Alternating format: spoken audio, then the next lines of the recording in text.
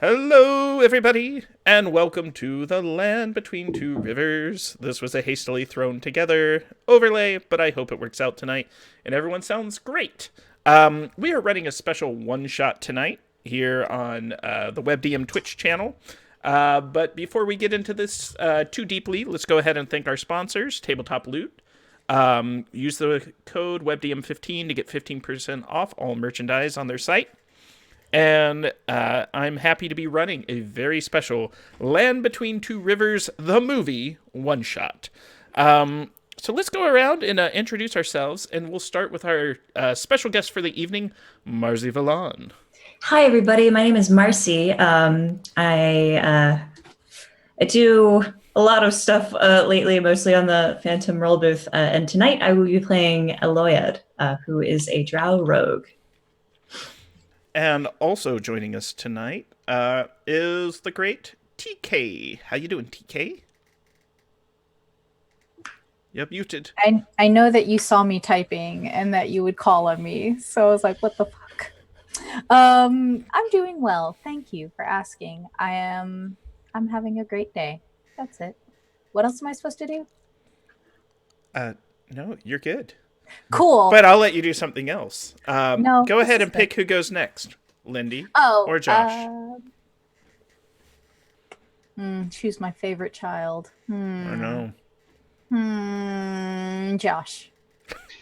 Lindy, you're my favorite. I don't know what I meant. I'm so sorry.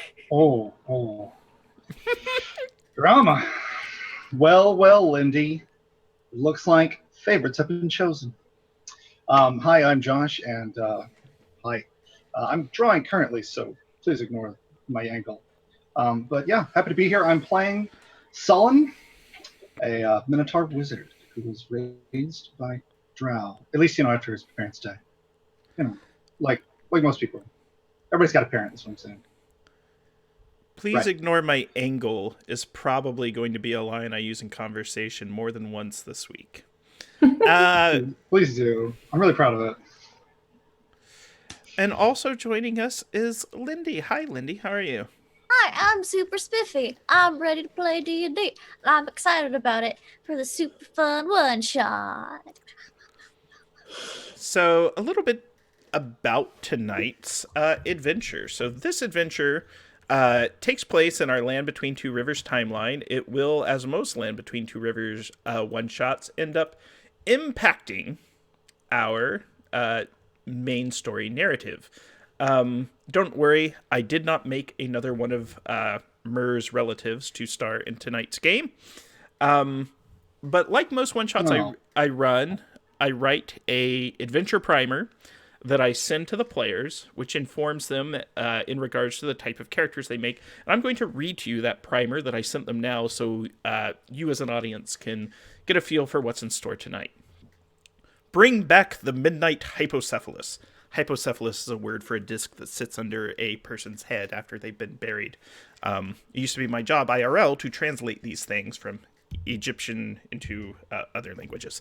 Among the gilded treasures of the buried and ancient city of the Ebon Fire Sands, legend tells of the ninth desert empress, Amberline the Great, known throughout oral tradition as the Queen of the Burning Lance, and her most high sovereign of the Ruby States. The whereabouts of her palace and tomb have remained a mystery until now.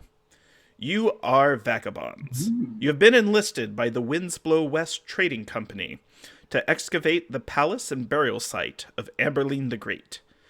Your party has been instructed to retrieve an artifact known as the Midnight Hypocephalus, an item that would be found in the burial chamber of this legendary leader.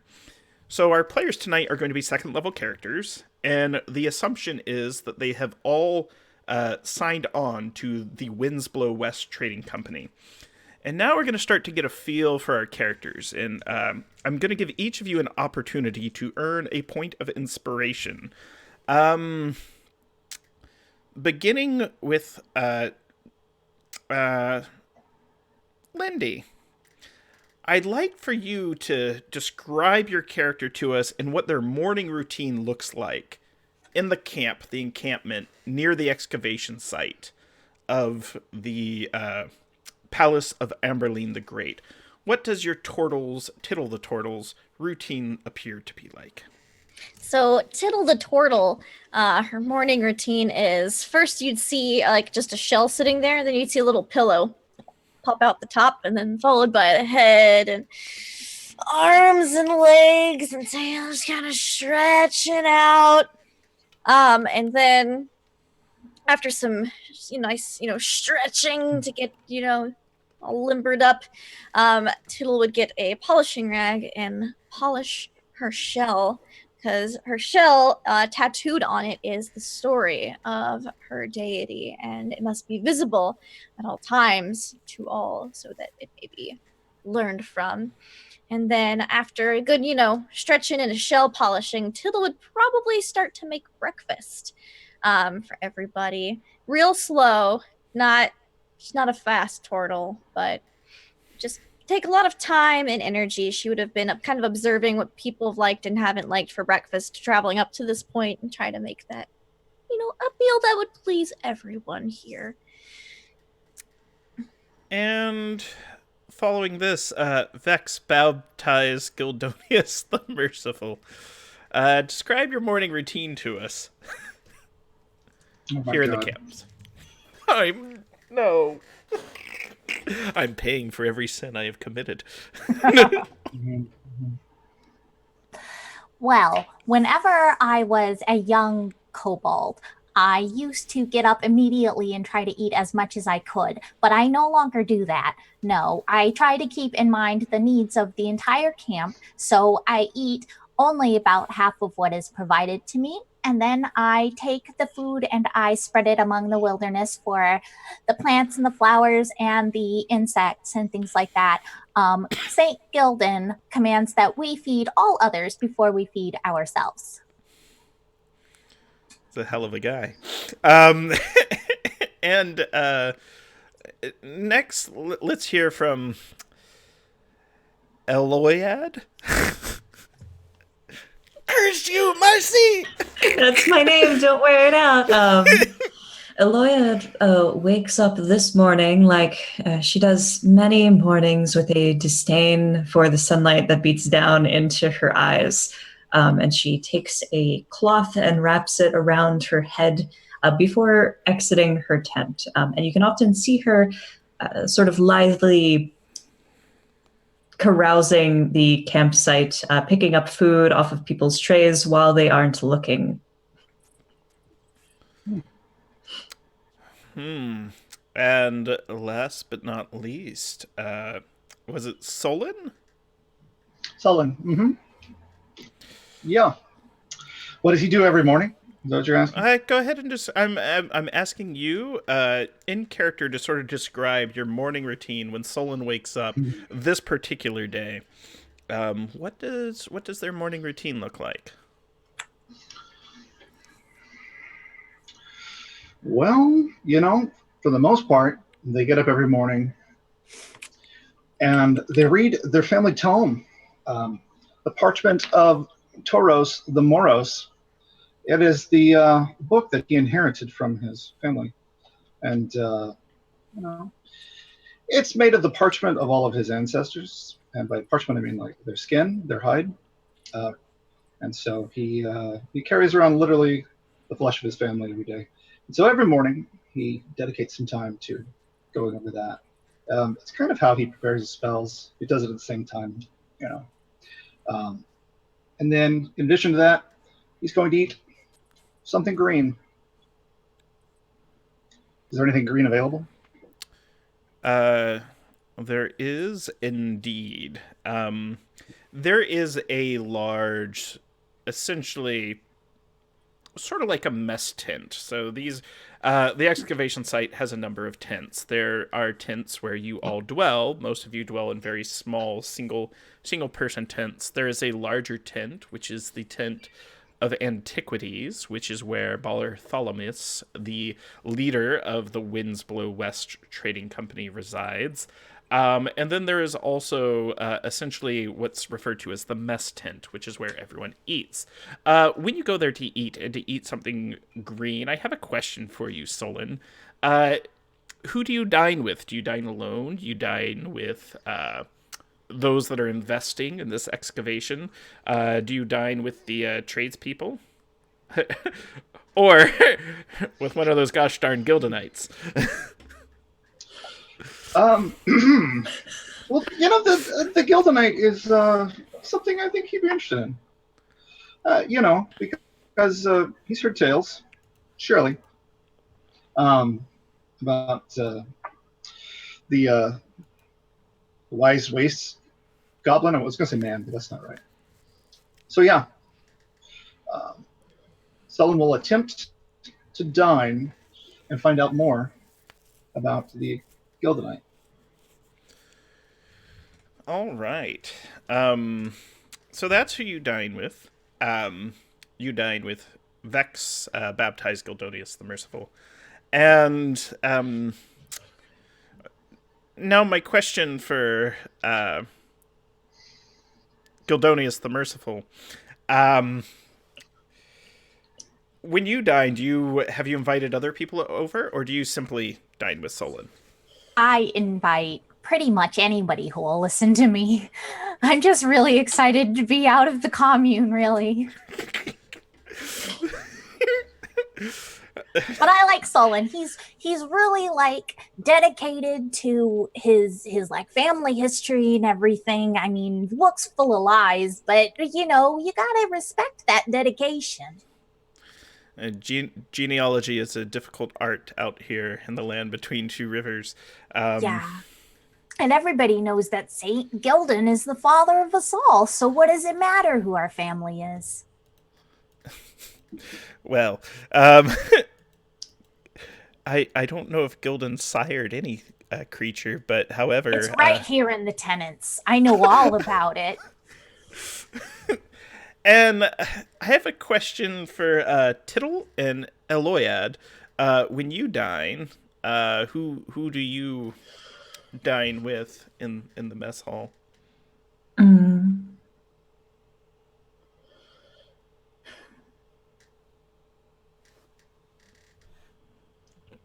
I dine with anybody who's very talkative.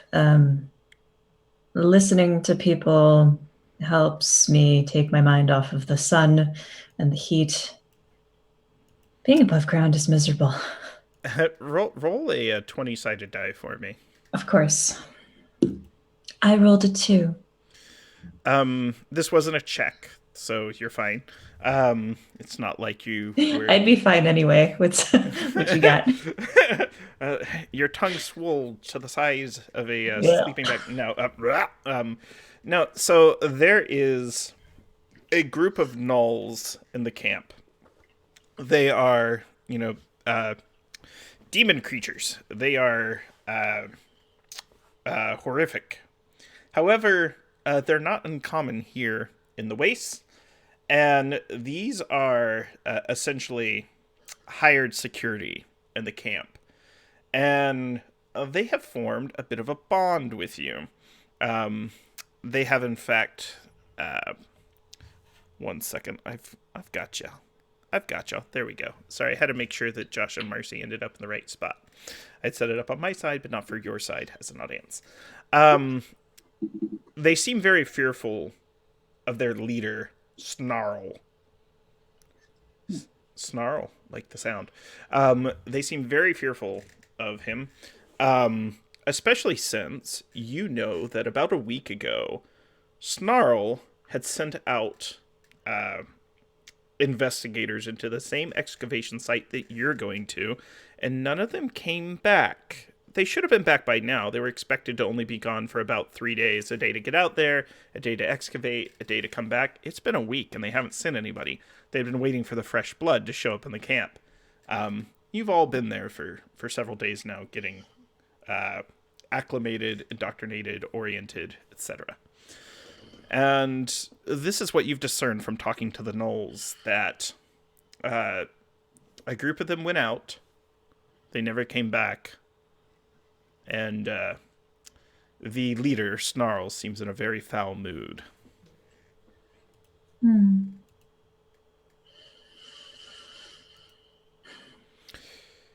And my next question would be for Tittle. Tittle, what sort of people or individual in the party do you dine with in the mess hall? Well, I would make sure everybody's got their breakfast first. And then Tittle the Turtle would go, to the friendliest group of people. Gildonius the Merciful and Solon seem nice, but Lloyd seems nice too. So maybe kind of eat half my breakfast with some of them and then finish the rest with the others. You're a roamer. Mhm. Now, here's a question that I have for Tittle specifically. Mhm. What did you observe in the mess hall brawl that occurred the night before this morning? There was a fight. You saw it. Well, it was pretty much your average null fight until Gildonius got involved, threw a flask of oil right into the middle of it, and then things got a little slippery. However, the scent of that oil inspired me to fry up this morning's breakfast, so, it paid off a little bit, and some of the gnolls, I think they got most of their angst out with each other during the brawl, so there was a lot of tension before, and now it's a little less than it was.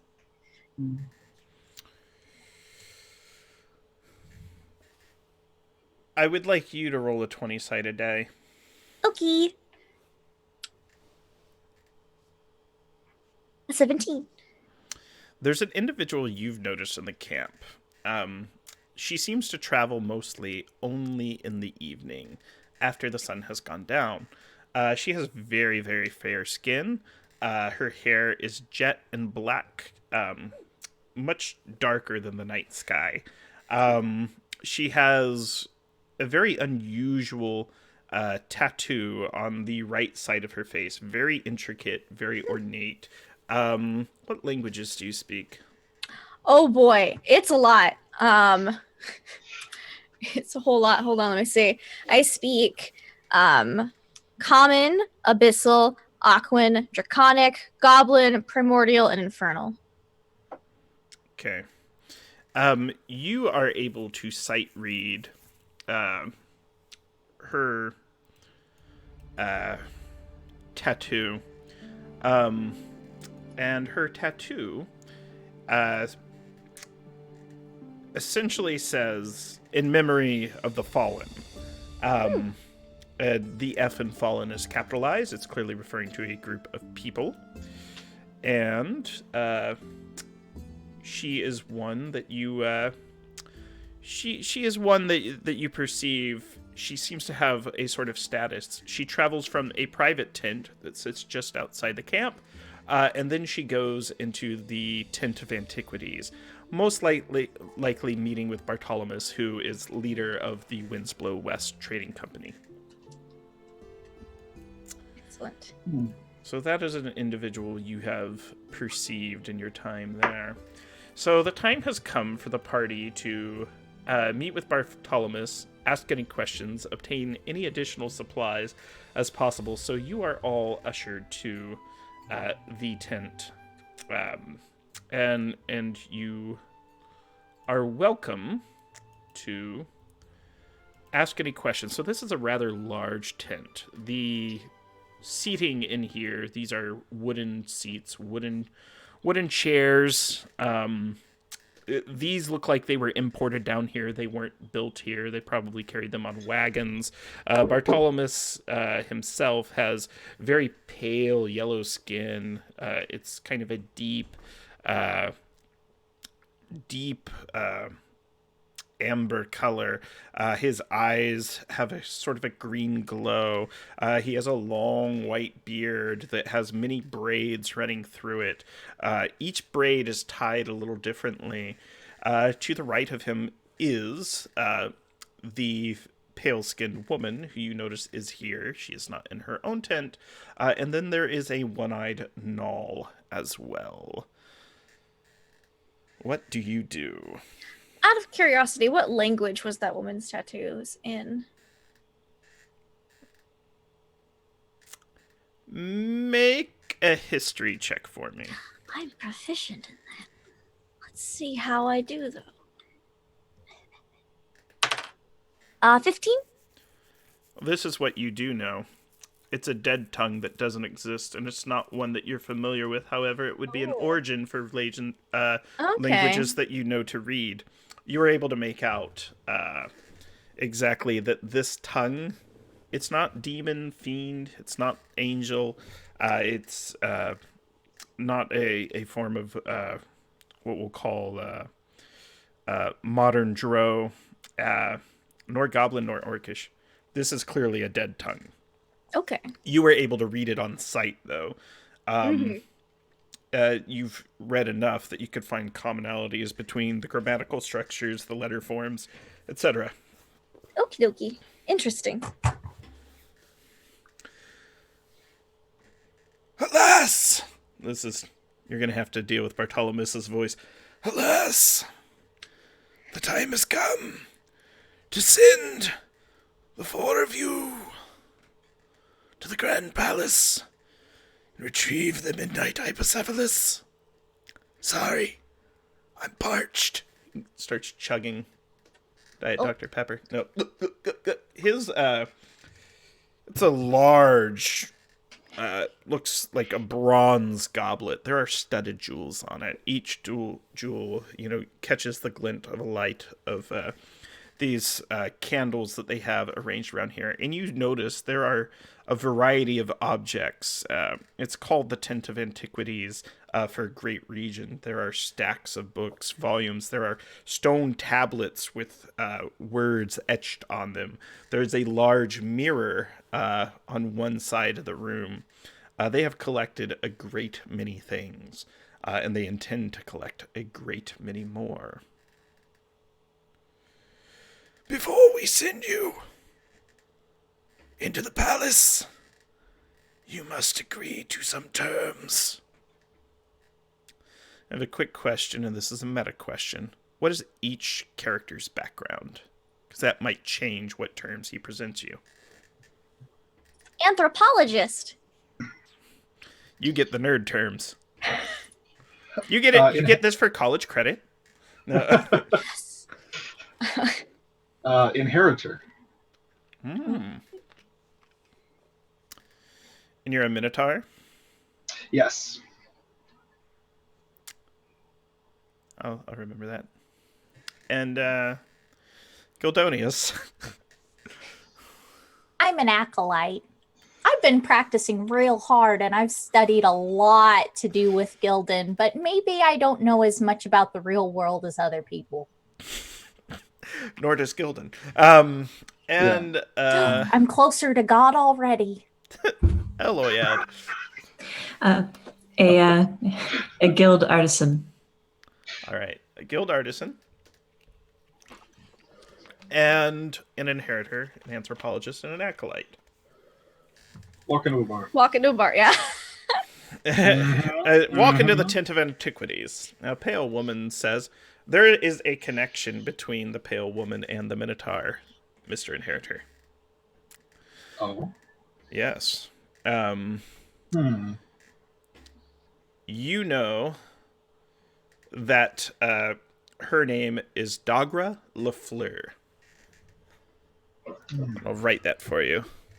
Yeah. And she is from the far north. There have been many stories told of Dagra's family. Dagra's family had wrongly robbed yours in the past. They conquered many Minotaurs. However, it didn't last long because they realized once you conquer Minotaurs, they will fight until they are freed. And they realized this very early on because as soon as within a week of having conquered them, they had already rebelled and had already reclaimed much of the land. To them, they were treating it like rounds. They treated losing a skirmish over territory like losing a round in boxing. They're just like, no, we'll fight tomorrow. However, her family robbed yours. What object did you inherit because she made sure it specifically was returned to you? Oh, interesting. So as an inheritor, you have an inheritance. What did you inherit? I inherited the the tome made from my ancestors' hides, which taught me necromancy. Dogra personally delivered So that's a it pretty to you. big deal. And she is the one who has commissioned you specifically to come on this mission. Sort of. And what's your character's mood towards that? The expectation is she would be able to hire you, and you would be able to retrieve something for her. Well, on the one hand, be quite grateful, of getting back what was due him. You're talking about initially, right? Well, now, she paid for you to come to the Winds Blow West Trading Company. She has recruited you specifically, and you alone, to go into the palace of Amberline the Great, and to retrieve an item she believes is connected to her family line. It's in there. I think there might be some begrudged reverence. I think is a good way to put it. This was destined to happen, and it happened. He doesn't like that his family suffered at the hands of hers, but what are you gonna do? The terms you are presented is that she simply requires that you retrieve a small canister. On the top of the canister, there is essentially the sculpture of a jade feline. It is a small mammal. It is very precious to her family. It was taken by the Queen of the Burning Lance. It was placed within their palace, and all that happened thousands of years ago. She would very much like it returned. And she's willing to pay you twice as much, whatever Bartolomus is. And Bartolomus, just so you know, is willing to pay you 5% the value of all antiquities that are brought back. He insists that they keep any antiquities that come back. However, how are they going to find out what you take and what you don't? That's right. Yeah, that would definitely be worth the trouble. Being able to, get paid more money, because keeping the spell book and keeping it a secret is no easy task. Yeah. Do you agree to Dogra's terms? If not, you can do, always present new ones. No. I agree to Dogra's terms, and I would tell her that this is further recompense, even though we're cool. She's very much appreciative. All right, guild artisan, you are presented completely different terms than the rest of the party. You are given a note in secret. This happened the night before. This happened while the gnolls were fighting. There's a lot of artifacts, treasures, etc. in this palace. You don't need to take anything. You simply need to jot down how they look, and they want to hire you to make fake versions to sell to stupid people. That's essentially how it's been pitched to you. Now, in doing so, they will commission you per piece that you create. For the initial sketches, they're willing to pay you what we'll call a handsome sum. They don't believe in paying you an exposure. The desert's good at providing that, as it is. But alas. And this request came specifically from Bartolomus themselves. They just... I require your skilled hand, Harry Potter. No, Eloiad. Eloiad. You're a jeweler, Harry. Chiselis Maximus. No, yeah. So those were the terms that you were presented with. I agree to these terms. These seem like They are amenable to me. I was getting nervous when you do that accent. Because Why? some NPCs have caused me trouble in my past. Oh no. Yes. Coming back to hunt you. So, and very specifically, there's reasons. There's reason to believe that a large number of the antiquities that are held in this particular palace belong to the Drow or the Drow, depending on who you talk to. Gygax or his friends. Drow. I was going to say, for you RPG history buffs out there, Gary Gygax said Drow, everyone else said Drow, so there was always some conflict. And you can listen to Mercer or Marisha say it on D&D Beyond and say, that's the gosh darn way you have to say it from now on. Rhinoceros. Yeah, so... But you do not want me to touch it or take it or anything. You want me to leave it in the ruin? That is up to you. However, it might be easier to draw them outside of the palace than within. Better light and all. I would disagree with that. I think I can do it faster on the inside. I see it was a joke at my expense. Yes. Yeah. You made a funny. Oh, I die. boy. Oh, that's a reference. Yes, she's going to accept the terms of this. For her personally, like, she likes the chunk of change that they're offering her, but also she sees an opportunity to sort of scrape some precious metals from the wastes that once were, that are kind of rubbish, and then fashion them into something new when she returns to the trade center. So, Excellent. I like that. And the terms that were presented to Gildonius and Tittle are as follows. Essentially, it says that you are to retrieve the Midnight Hypocephalus. For this, you will be paid in college credit. No, not college credit. They are setting a sum for 1,000 gold each month for 7 months with 10% interest. Now, this is gold. This is actual gold. This is the metal metallic rare substance that in the land between two rivers is not as common as anything else. Likewise, they are going to provide you both with a small portion of land. One, a turtle commune, a turtle commune can be established. It's wet there. You would like it.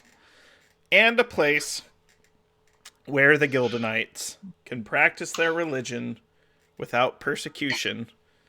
And rumor has it, Vex baptized Gildonius the Merciful is expected to be the I can't bring myself to say it. The priest prime of that commune, with Gildan's blessing. But in order to obtain this land, you must bring back the Midnight Hypocephalus. Any and all other treasures and antiquities you bring back, they're willing to pay you 5% the value. They're only interested in the antiquities. If you find any coins, jewels, other items, you are free to keep those. They are not interested in money. They say they have enough of that as it is. They are more interested in the history and the culture. Well, the history and culture is the most exciting part. So, are the terms acceptable to Gildonius and Tittle? Yeah, are we told together or are we told separately? You are presented the terms together. Yeah, Gildonius will immediately look at Tittle and say, "Isn't this the most exciting thing you've ever seen?" I've seen a lot of exciting things, so But this is the most, right? Sure. I imagine there's, like, for whatever reason, I'm going to add in the canon that there's like a small picture of Baloo on Bartonius's like desk. It just kind of keeps it wistfully. One of his exes. Didn't work out. Yeah. Sorry. I wonder if he's heard. I imagine that Gildonius has made the pilgrimage to the trading post. Everyone has. Do I see that picture? Yes. You knew Saint Baloo? Very well, he says wistfully. Very well. And This is that's the when the most null sweet- with the one eye, his one eye rolls, you know? Oh, I thought you were gonna say his one eye like sheds a tear. Like he's also a boyfriend of Baloo's. Baloo knew how to. Yeah, he got around. Yeah, he got around. We shared the love, and there's nothing wrong with that. No. It's okay to love lived a yourself good and life. love others consensually.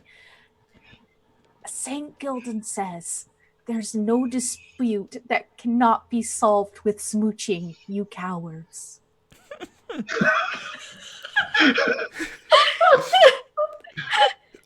You coward.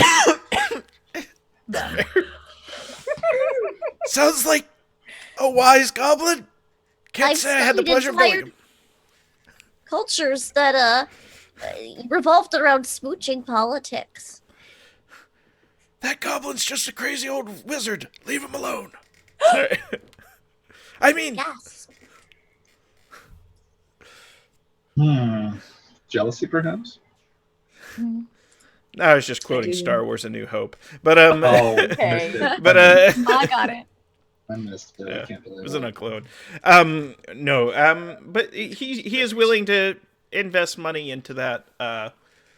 Essentially, there would be in an area. There is sort of a waste beast ranch area between two hills that they have established, where the Gildanites can pilgrimage to and build a culture there.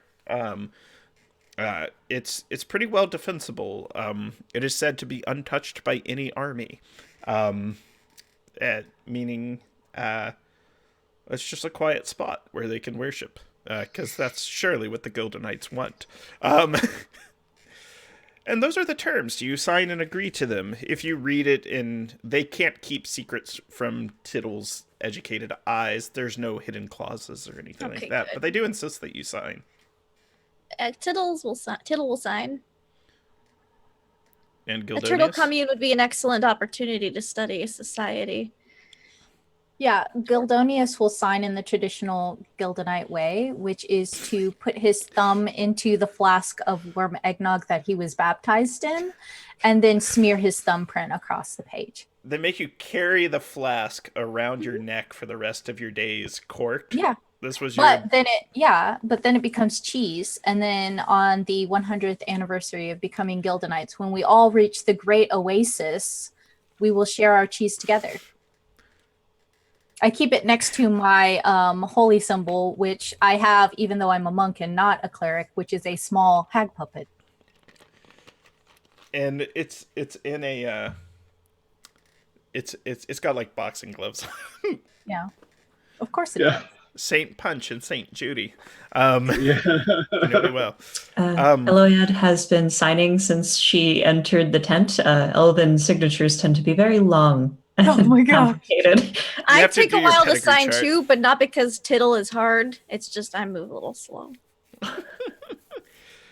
With the final stroke at the end of the long signatures, you all gain a point of inspiration for going through. Now we will fast forward to the adventure beyond. Now, to get to the... you have a choice. If you would like, you can request an escort to escort you to the excavation site. Otherwise, you can trek on your own. Just completely your call.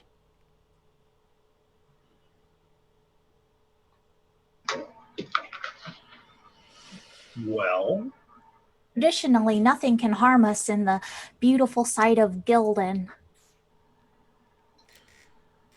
He loves and protects each of his children. does he? He does. He does, okay. I'll have to visit your commune when it's established. I'd love to study your culture. Is this racist? Do I know if this is racist? No, Oh, sir. it's just genuinely like I've never seen a civilization that operates on such Yeah. blind faith. I'm You just would- going to... You would love it. Blind Um, faith is really the only thing we have going for us. That and your... I'm giving you a free ability once per day to cast Find Familiar to either summon a potato goblin or God. a tiny servant. Your choice. Oh my god. Oh no. Oh, Is Gildan the Knights. tiny servant a dagger on legs? Fallen Alley, Fallen Alley, Fallen... Is the tiny servant a potato goblin? Well, yes. Is it a Potato mashed goblins potato? are tiny servants. Is it a mashed potato? Or is it like a regular? You make mashed potato Okay. goblins, so what you do, and Gildan's done it before, is he's mashed potatoes and cast Tiny Servant to make a little potato goblin out of him. Patata. And he follows around. But yeah, you can... Yeah, that did happen. yeah. Nerd hated it. No, it's fine. But all Gildanites gain this ability. It happens once a month, and this is... should you like, you can summon your potato goblin. Oh my god, yes. I'm going to. Oh no. You may name it, and it is yours. Yeah. Yeah. It can only speak its name. Immediately summons my potato Pokemon. And Yeah. and when like it starts to like farm, what I do is I keep a pet potato in my pocket. And so I pull it out of my cloak pocket and I'm like, okay, Wedges, you can come out now. And I Wedges! just put it down on the floor and it like Sprouts legs, and it has joined you. it Wedges does. has joined the party. Wedges. Yes. Wedges, I choose you. You've executed your limit break. Yes. If there's no Okay. formal escort, they do request that a single wagon driver goes with you, and it's more like a handcart puller. You have two choices. There is a null. He's got a big gut, though. In fact, his name is Paunch. And there's also a Luxodon, an elephant. And his name is Harvey. That's They both adorable. look strong. Yes. So you have a choice. Do you want to take Paunch or Harvey? What is Paunch again? Paunch is a null. Oh. He got a little punch though. I think we should take Harvey. I don't want to scare anyone that we might run into by suggesting we're aggressive. Well, that's true. Harvey pulls out his Luxodon cigarette and flicks it and goes, "You trying to say that I'm soft?" No, he doesn't say that. He's just like, St. Gildan commands that we only use violence in self-defense. What? No, I don't say that. I say that. I told you, this is like it's the Drink great the Kool-Aid. apostasy. The great 100th United Baptist version of the Gildanites. We've already had 20 schisms in the religion. What I Oh my hope goodness. is they've collected all those pages from Gildan's journal that Icky was selling, and like Yeah. they've gone out and Yeah. each page formed its own church based on that page. Oh my god. And Better believe it. the 100 sects of Gildan's faith. And so, yeah. And a lot of that older writing is nonsense anyways. He was only third I would level. like What to can you- approach the knoll at least, and just sort of quietly say to them, you should stay here. I have the feeling that you are trying to go so you can figure out what happened to some of your company. No, ma'am. He's got no teeth. He's just like, no, I just pulled a cart. Oh, And Well, it's you've got got- like a little dingly lips. you got spirit. I like this one. But I'd rather take the elephant man. I'm so sorry. Most people do, he says as he kind of turns away You dejectedly. go rest. You go rest, Grandpa. Curls up like just an old dog. Aw. May the love of Saint Gildan be ever present in your heart and guide you to the great oasis. He That was holds a up a good little doggy. flask that's tied around his neck and gives you a thumbs up. He's already been blessed. I've been saved, he says. Excuse me. I've been saved, you see. Time to talk about our Lord and Savior. There will be a one shot where it's Gildonius and Paunch go proselytizing across the ways. Yes. Knock, knock, knock. All right. So Harvey, he's got a little bowler cap, and he's hitches up the handcart. He says, "Get in. It's easier to pull it and pull y'alls when it ain't loaded with treasures." Well, okay then. Thank you for the ride. Think I'll break my personal best today. And with that, he dashes off through the sands, the burning sands. It's a long and hot day. It takes most of the day to travel. Harvey doesn't seem very kind to want to stop or rest or break for food or anything like that. He asks if you're okay eating and taking care of yourselves in the handcart. Yeah, but could you pass back Sure. another flask? I don't want to use mine. With his trunk, he kind of reaches and kind of dangles it at you. Take it. This is harder than it looks. I've lost my Thanks. aerodynamics. I don't Thanks. think you're going to want to take this back with your nose, though, when I'm done. Oh no, trust me. Look, the nose knows. Harvey, I'm done with the bathroom jokes now. No more. all right. Does Wedge also go to the bathroom? No. He does go to the bathroom, but like his number one is like when you put a baked potato in the oven and you've already poked it and put the butter on it, so the butter like sizzles out. His number two is like plops the sour cream. Yes. Oh, I want my inspiration back. It's too late. Don't take backsies. You knew That's what you great. were getting into. Yes. How's it feel? Tittle just goes and naps in her shell for a little while. Eloiad is like hiked up on as far as she can get into the front of the cart with a hood up over her head, and just tries to remain as still as possible with her eyes closed. It is very hot and arid and bright. And Harvey calls back and is curious about the difference between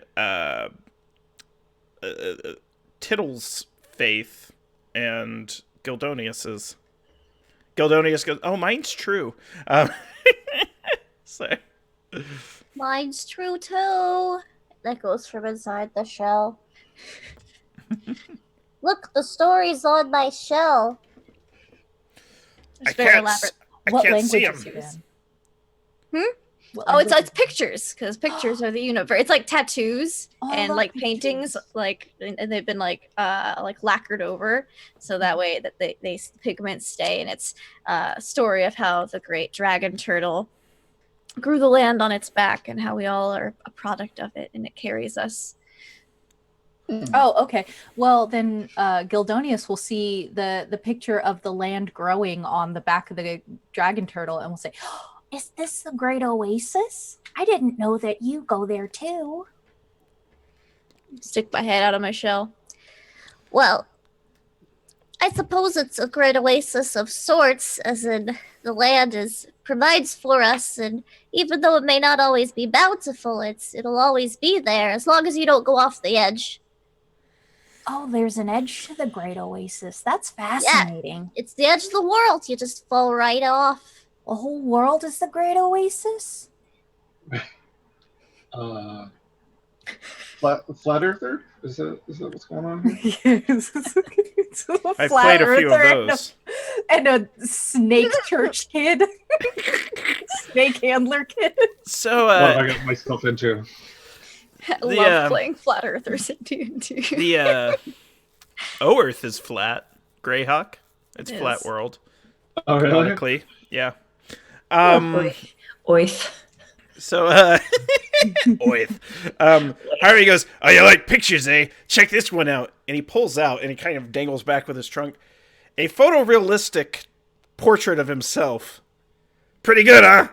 Pretty good. Oh, that's magnificent. Yeah.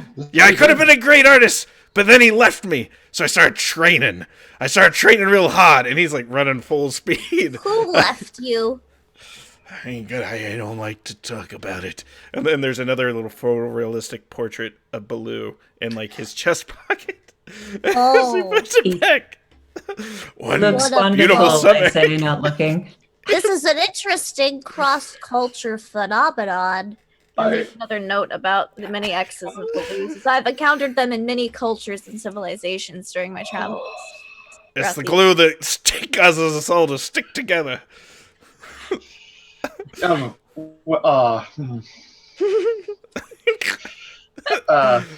Oh, Harvey, not your type, I see. And then, That trunk, though. You know what they say about long trunks. He was Baloo's type, but I am. It's amazing how I continue to learn more things about Blue the more I play other characters than Blue.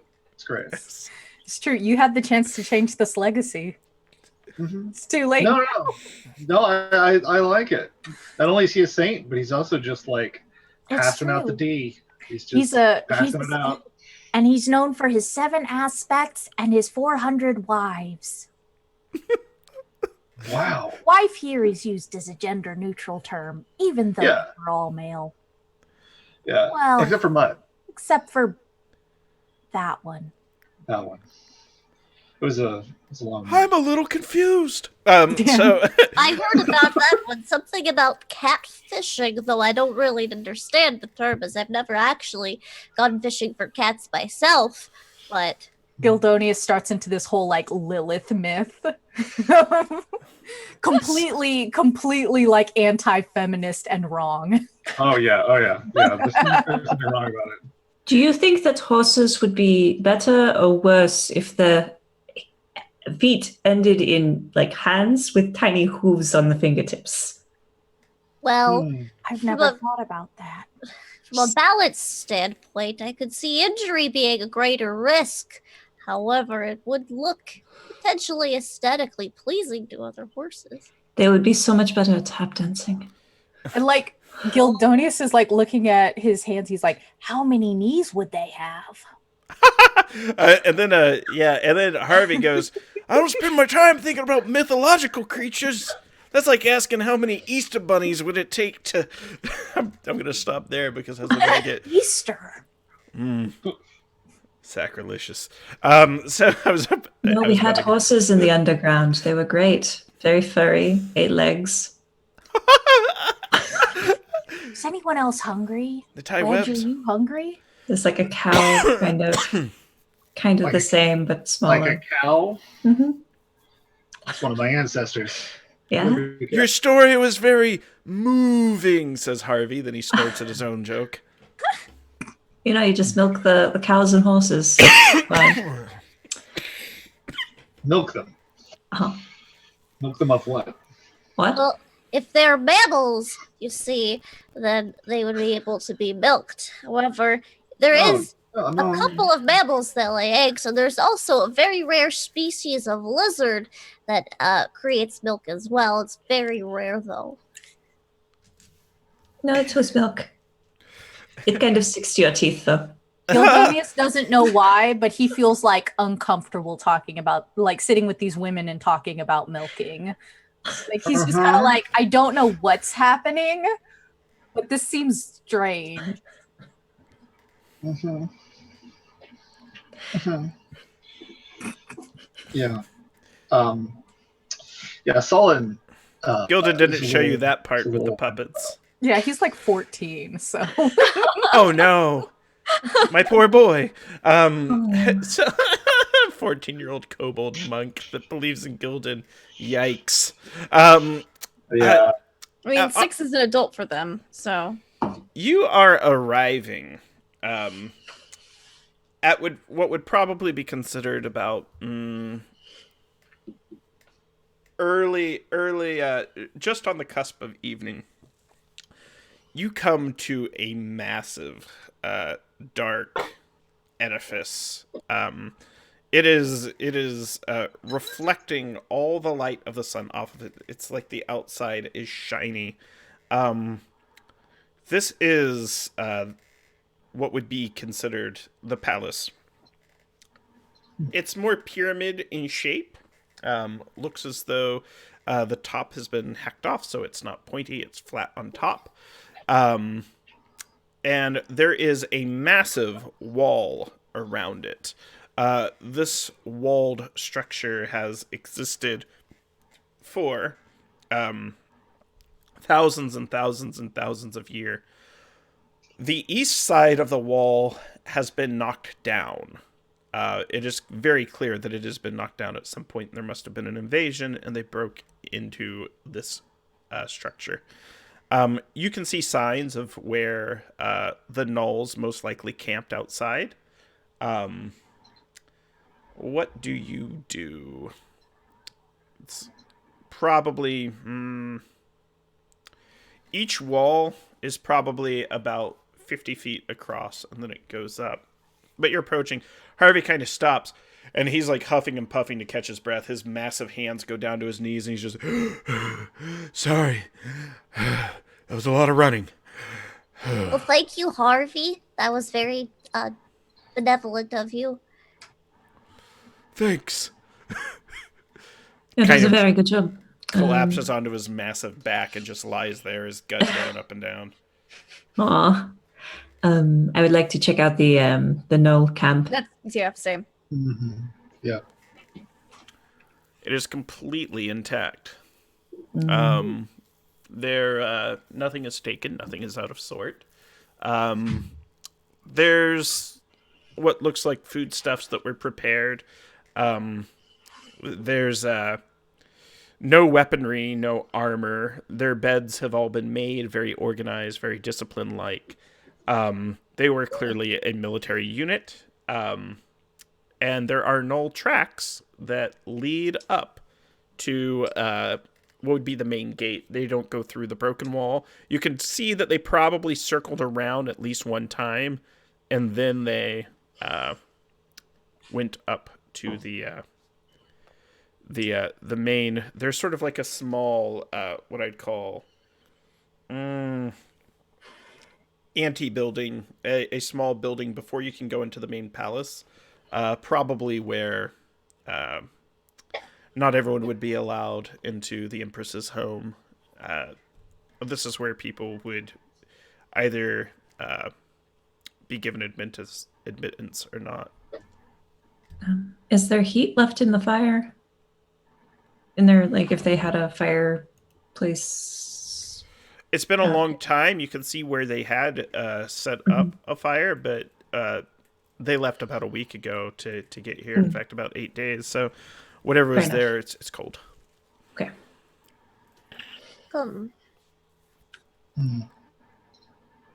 Well, everything's still intact.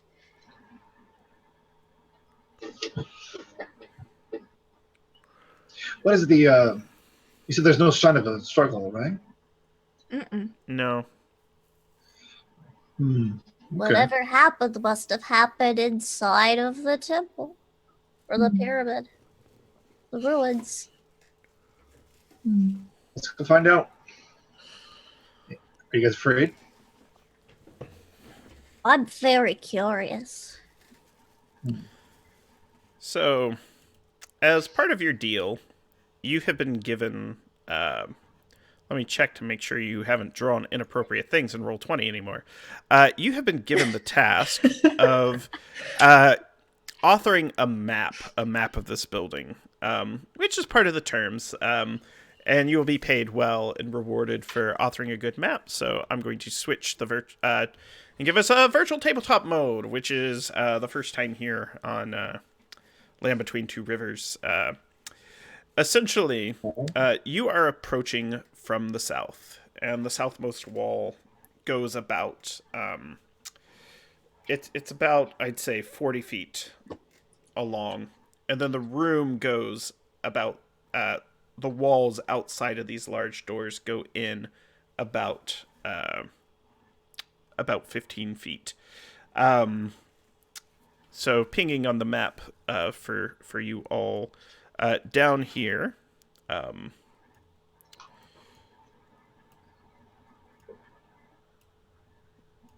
is where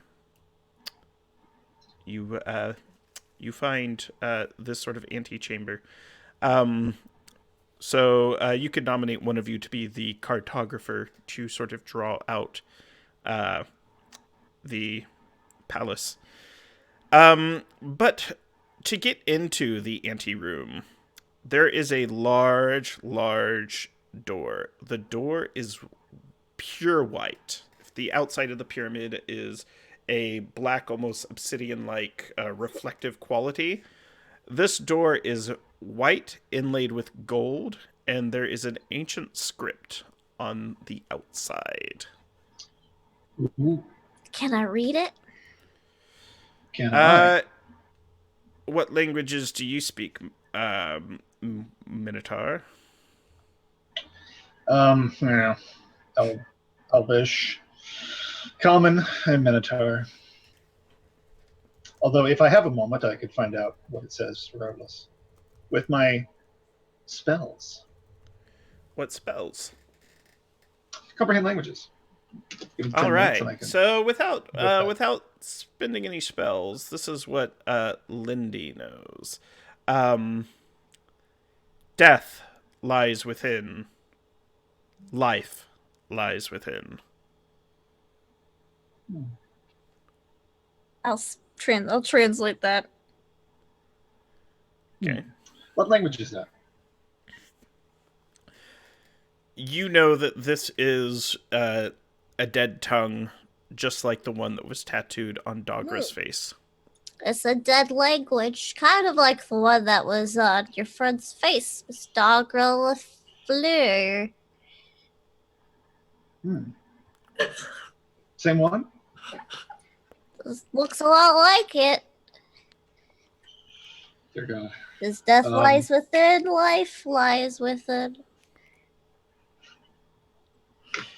I'm the one drawing when Josh is the artist. I drew that pyramid. It looks nice. I'm sorry. I'm drawing my Minotaur. I like your pyramid. Your pyramid's great. Thanks. It's got stairs. I thought maybe it's like a Mayan pyramid. Can you tell there's Well, stairs? what I was going to ask, did you ever circumnavigate the pyramid? Tittle would have wanted to walk around the pyramid. If you did walk around, you would see that on the eastern side, the one where the wall was broken, there is stairs going up Mayan style. It goes up at about a 35-degree incline, and it goes into an opening. Okay. And good. there's you're a bit too far away down below. You'd have to go up in order to get in. Okay. What'd you say the dimensions on this pyramid are? Well, for the anteroom, I posted at the bottom. It'd be about 35 feet across, and it's about 15 feet deep going in. And if you would, yeah. Oh, no.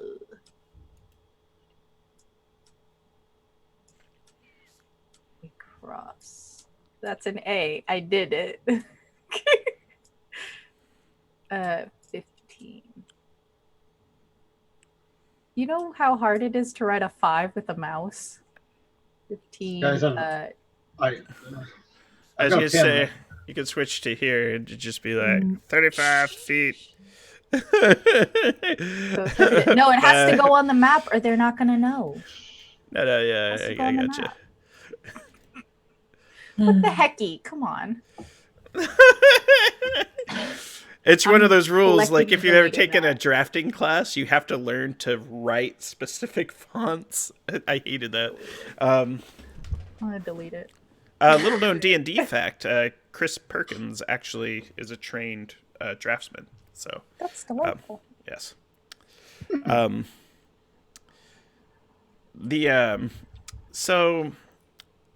So yeah, it does go up, and if you'd like to scale those steps, there is writing above the entrance. It's kind of like an open port.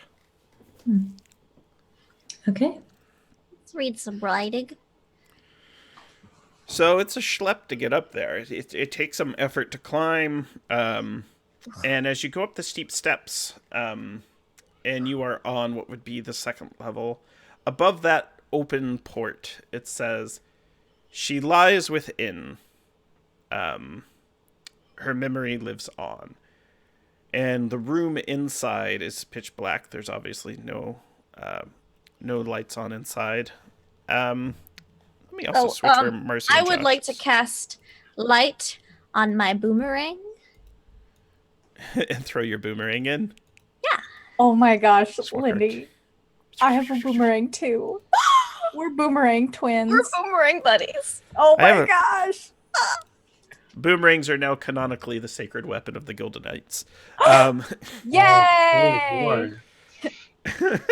Get dunked in eggnog, and it's your only friend. Alas, I'm a little paranoid. I'm immediately gonna pull out a. Oh crap! What's the spell component for Mage Armor? you would have it, A piece of cured leather. and it's yeah. a ritual. You could have declared that you cast it just as you were approaching. I'd be okay with you having Okay. your mage armor up. Okay. Then I am casting Mage Armor. So, yeah, you have cast mage armor, and we can declare that it was cast as a ritual, didn't use the spell slot, and you did it before you went up. Because here's a couple other things about this: your passive perception is important. Your passive stealth is important. Well, here's why. I make the assumption that your characters are using their abilities to the best of their ability at all times. If you ever feel like your passive probably isn't good enough, go ahead and roll. But if you have like a passive perception of 20, that would be good to know. If any of my secrets to the adventure are below or are a DC that you would surpass, I'll simply tell you. I'm not going to waste your time. The assumption of 5th edition D&D is that you are constantly trying to do things to succeed at the adventure, and it's built into the rulebook that way. My passive's 15. Okay. This is what you do know.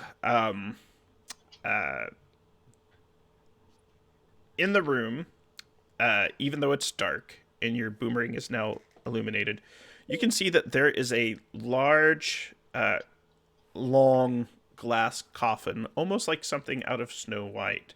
And there is, draped in a black veil, a figure lying, a female form in the glass coffin in the center of this room. Well, this seems too obvious. Yeah. Hmm. I mean, lovely, but suspiciously obvious. I can cast up some dancing lights as well. It is now a discotheque. It is a discotheque. I've got like one, there are two like slow dancing over there above the lady, and then there's one kind of in the corner just watching them. The boomerang goes around. Oh my god. Yes. Fantastic. So- Wedge, I think we need some mood music. And Wedge just starts beatboxing. Are there any like signs of the gnolls coming this way? There are no signs of gnolls coming this way. Not that you can see Interesting. right away. Okay. So was the door just open? There's no door. It like is an an arch. opening. It's a port. Okay, that's what I'm asking. Yeah. Is that like when we're in this room and we're looking around, are we in this room, guys? You haven't gone inside yet. You know, we're Yeah. standing at the threshold, like, Yeah. Do you want me to go in first? Gildonius is gonna look around and be like, Is there sand in here? It's hard to tell. Wouldn't it be weird if this was just an open room and there was no sand in it? That would be That'd be awfully weird. strange. I'm gonna go in. All right. What happens so if we touch this? what are you touching? I was gonna just I haven't So- touched anything yet. I'm just asking out loud, and he's gonna tell Wedge, touch it. Okay, so Wedge is going in. You can Go, see that Wedge, the go. walls are lined with beautiful tapestries, Oh, sort of depicting. wow. You see what looks like a countless sea of humanoids kneeling before a slim black figure standing at what would be the top of the building you're in now with arms up, and everyone is kneeling before her, and in her hands is what looks like a golden scepter. You also know, because the boomerang's reflecting light, and because of the superior dark vision that the Drow has, True. yeah, the Joe. G.I. Drow, G.I. Joe. yes, the figure lying in the coffin is holding a golden scepter. Wedge sort of looks around. What do you want Wedge to touch? They are willing to touch darn near anything. Awesome. I just realized that as a kobold, I do have dark vision. I'm so used to not having it with Icky. I don't think I do. Yeah. Like little turtle. Surprise. Your So boomerang's lit, though. Gildonius is gonna say, Wedge, what's that tapestry? Bring it over. Wedge goes over and unceremoniously tears it off the wall. Ugh. Oh. And we it just... should be careful with other people's property, but it's probably like heresy, so it probably doesn't matter. Wedge is dragging it over to you. So it's a large, heavy tapestry. It's... yeah, and it depicts the imagery that I described earlier. Okay. A her sea with of the golden scepter, or Yes, it is being a worshipped scepter. by a countless sea of people. Mm. She looks like another fallen goddess, like that Medusa. Just We why? should burn this place. No, we shouldn't, because there's much we can learn here from history. If we don't learn from history, we're doomed to repeat it. Well, the problem with that, though, is that, like, if she subjugated these people and we leave her, like, not dead, then she'll subjugate people in the future, right? So it makes But more sense to she is destroy it. dead. Do you Oh. mind? Do you mind if I take some drawings before you burn everything? I mean, I'm in favor of burning things. It makes the value Oh. go up. Oh, does this look we like not? an antiquity? Can we take this? Yeah. Is this the thing we can take? This would be considered an antiquity, yes. Okay, I'm a little fuzzy actually on the Well, definition How of about you let me handle what's an antiquity and what we Okay. should burn, and then if we need to burn anything, I'll let you know. Okay, Wedge, tear down some more stuff for the burn pile. Wedge stumbles. Wedge is stumbling, kind of covered in this tapestry, and kind of stumbles towards what would be. If they tore off the south wall, they're sort of stumbling in northwestern direction to get to the next wall. They come close to the glass coffin, then drop through the floor, falling with the Where? tapestry, and you hear a loud. Wedge, what are you doing? I think your potato's been mashed. He's always Stuck playing more like it. around. He has no respect for my time. What about stuff that I want to do? There's now a hole in the floor near the glass coffin. A square dropped out of the ground. Is there okay? So I have garbage investigation. I'm gonna just tell you that right out the gate. My passive investigation is a 10. My regular investigation is like +0. Can I, using say, I don't know, insight, see if there's anything different about this tile that he fell through compared to the rest of the tiles? Like, is it part of like a ring around the like a mosaic tile? Well, this is what I'll tell you. With the light that Tittle has, the keen drow eyes that Eloyad has, and just sort of what you'd call the suspicious behavior. The room itself is 25 square feet. At the center is a glass coffin. Lining that coffin, each of those square tiles look a little suspicious. Okay. How much does Wedge weigh? How much does the average potato goblin weigh? I wouldn't be able to give you the exact weight, but potato goblins are tiny creatures. Mm-hmm. Okay, then I will take out my 5-pound water skin and I'll throw it on one of the other tiles. It falls as well. I think that there's something wrong with this floor. Also, I didn't tie a rope to that. Oh. Maybe we should reconsider throwing things without tying ropes to them. Yeah, I should have done that. Hindsight is 2020. Oh gosh, I'm going to carefully into the room and take a look around. Try to peer into the coffin without getting too close, to see if I can see if she's like wearing anything, like jewelry or Or if she's naked. or if she's naked. A naked lady in the desert? I've seen stranger things. And my passive perception is 16 and my passive investigation is 15. Okay, so here's what you're able to deduce and detect. Each square around it is suspicious. There is a funerary mask, which looks like it is of fine materials, jewels, very, very intricate engravings that she is wearing. The black veil over her body is covering what looks like a very, very highly custom-tailored regal outfit that she is wearing. The scepter itself that she is carrying, that is gold, looks to be very precious. The holes in the ground look like they drop about 20 feet. And at the bottom, you see mashed potatoes, a punctured water skin, and about each one has a dead gnoll in it. Oh, okay. That's good to know. I will take some quick sketches of the funerary mask and the gold scepter. I would like to investigate one of the open tiles to see if they reset by themselves or if they have to be pulled closed.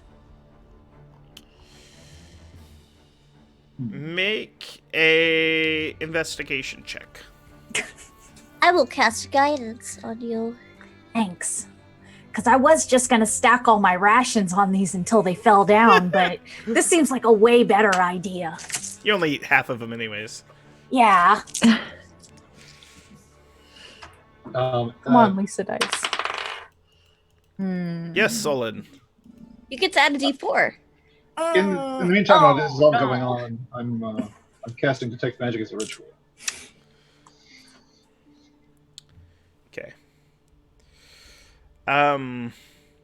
So it'll take 10 minutes to perform the ritual. Mm-hmm. Might be a bit longer than anticipated. With that said,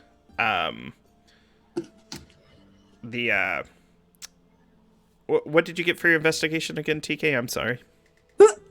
5 with guidance. With guidance? Your guess is they must reset if gnolls are at the bottom, unless those gnolls fell down there thousands of years ago. Your best guess is, per minimum, they must reset somehow, but you're not too sure how. You are unable to deduce, but you do know that they do, in fact, reset. Okay. And I'm going to go ahead and trust that because I feel like this guidance was given to me by Saint Gildan himself, who would never lie to me. Oh, yeah, sure. But through you. Gildan, through you. Yeah. Well, Saint We'll Gildan agree works to in disagree. mysterious ways. Look, It's an absolute tenet of St. Gildan. He commands honesty in all things unless we're specifically defending the legacy of St. Gildan, and that requires something otherwise. But that's just subtext. Also, I think he was speaking through you, and it's okay. It's a blessing to be a vessel of Gildan's. I think. And Gildonius goes on like this. I'm for just several staring minutes. at the tile, seeing if it moves. Just watching. I'm as I'm sketching the last of this gold scepter before moving on to the outfit. I'm just like humming to myself a celebratory song of the Drow people about how we overthrew Lolth. I'm going to sing along. Nice. It's one of those classic ones. Yeah. All the greats. It sounds a bit like the French Revolution song. Yeah, I will hum in the Hear background. the people sing. You see, you also see now that singing the songs of angry goblins. And I'm Jay Avert. Like just Oh my Jay gosh, Aver- yes. Yeah. Jay Havert. on the southern wall that Wedge pulled the tapestry off has revealed, since you have been in the room for some time, a hidden door. Dun dun dun. Dun, dun, dun. What do you do? I've been staring at this tile for however long it's taken Sullen to do it after Gildonius, the Merciful, looked at it. As The tiles are restored through a type of magic, Oh. the source of which it is difficult to tell. It is It's a some miracle. it is some sort of conjuration to create it. I didn't Not too blink the whole time, so I saw it all. Turtles don't blink, it's canon now. Ooh, We do have they- a membrane that just comes across Yeah, our eye. Yeah. Nictus membrane. No. No. No. You signed up for this, Grant. This is Yeah, this is your doing. see what you've wrought. All this right. is what it feels like to be on this end of it. So you have Feels good, doesn't it? Real good. you have a door to the I south. was about to keep talking. Any other Can hear you. secret doors? And so I do. I go, whoop, and I look behind the tapestries. And I And feel around a we little all roll nat 20s and we lived happily ever after. Hooray! No. So you've looked through each of the tapestries, No. and you've looked behind them, and there is nothing behind any of them. However, they are fine tapestries. Mm. Hmm. I try to figure out what story each one tells, if they're different, and then I jot it down in my notebook. This was similar, like if you've ever seen when a movie has 3 posters and you line them up to make one poster. That's sort of what Drew Okay. Struzan did with the original Star Wars trilogy. It looks as if they were all interconnected into one story, and if you follow them, obviously the first part of the story is now in the pit. It seems to be telling the story of the rise of the Queen of the Burning Lance. Okay. The Yeah, I'll high Notes. High Sovereign of the Ruby States.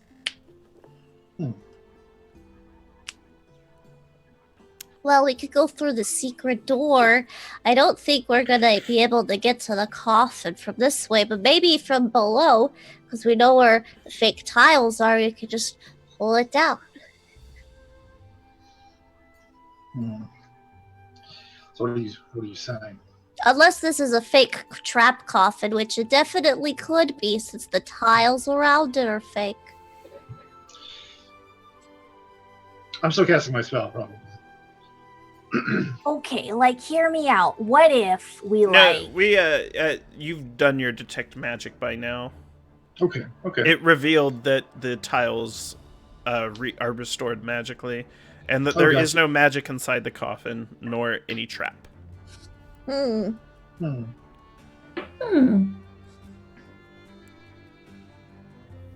mean, TK. it's I have this stick. And what if, like, we just poked it? Okay. Cool. My ideas are rarely so like easily accepted, and now I'm like, Are you poking the coffin, or what were you poking with the stick? I would like to poke, like get as close, because what it is it's a torch, but I imagine it is a regular person-sized torch as opposed to a kobold-sized torch. Yeah. So he's gonna like hunker down on the other side of the magic tiles and kind of just like, And you're gonna push the coffin? I'm just gonna poke it just to see if anything happens. It makes the sound of a torch clinking on glass. Clink. I don't think there's a trap in it. You should touch it. Okay. Make a dexterity saving throw. I'm kidding. If you want to loot the coffin, you can. You can. The only items of value that you're able to appraise out of it are the golden torch and the funerary mask. You could also undress the body, but those clothings would not be considered valuable. There's nothing underneath her head. I want to say cephalopod, but it's not a cephalopod. No, there's no hypocephalus under her Hypocephalus, yeah. I was going to say hypothalamus. Hypothalamus, cephalopod. Is there a hypothalamus? However, do you take the funerary mask and the golden scepter? Fiddle does it. I would. Okay. There is a tattoo matching what Dogra had. Does it say the same thing? Exact same thing. However, her face does not look like Dogra's. It is a different woman. And Yes. it has the exact same words. And on the other side, carved in the same language, it says traitor. Traitor, false. Oh, bye. Now What do you I'll do? point that out to the group. Weird. What False. if this is just a placeholder for the real body, and the real body is Dagra Lure? Dagra goes, that's impossible. And she was there the whole time. No. Gasp.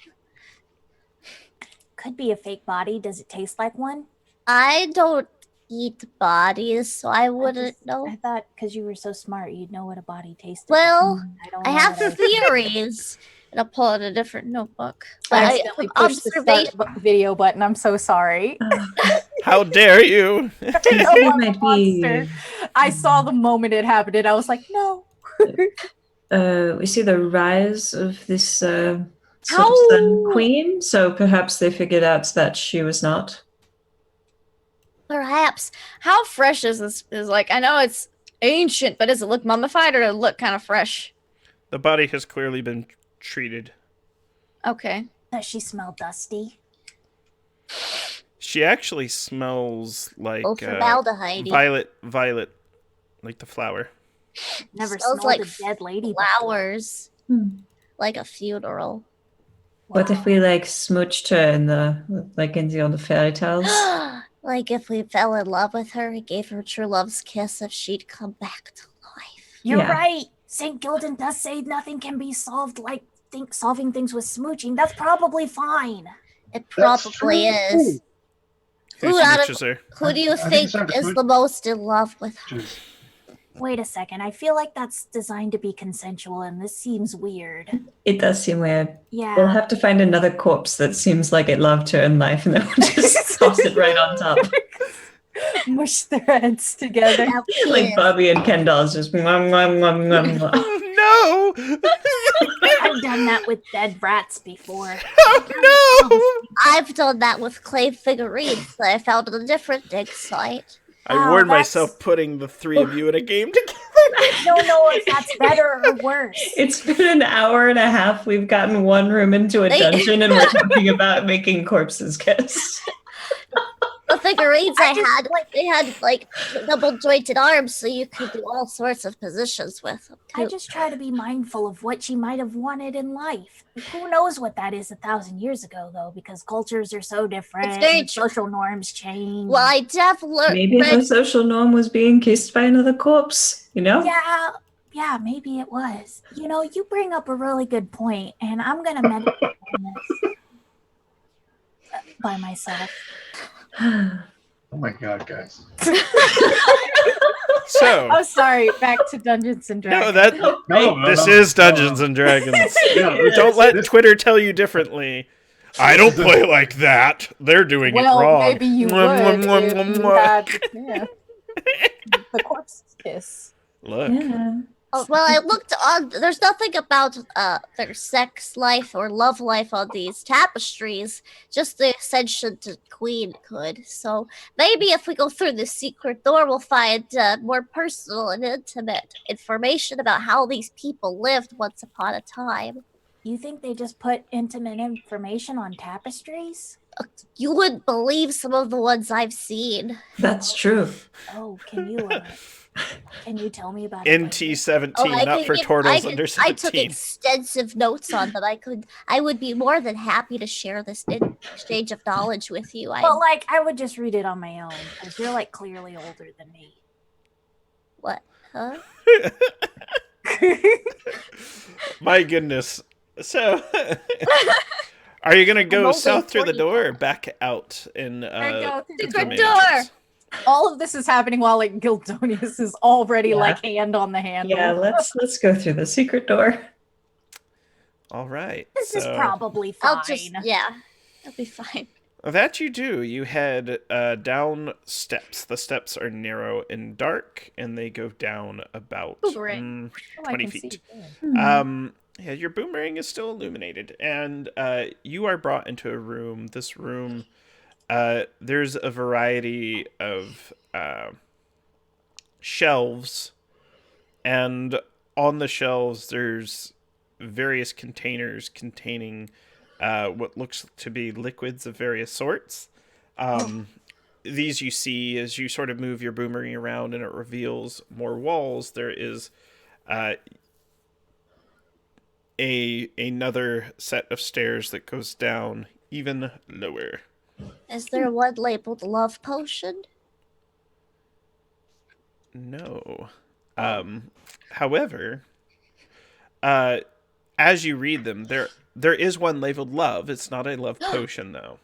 This one says love. See? One says love, one says honor, one says royal, one says queen, one's labeled blood, another's labeled blood, a fourth is labeled blood, and then there's a fifth labeled blood. And you see that there is an entire shelf of just blood jars. Oh my gosh! Somebody's taking the most metal bubble baths imaginable. I would then there's love.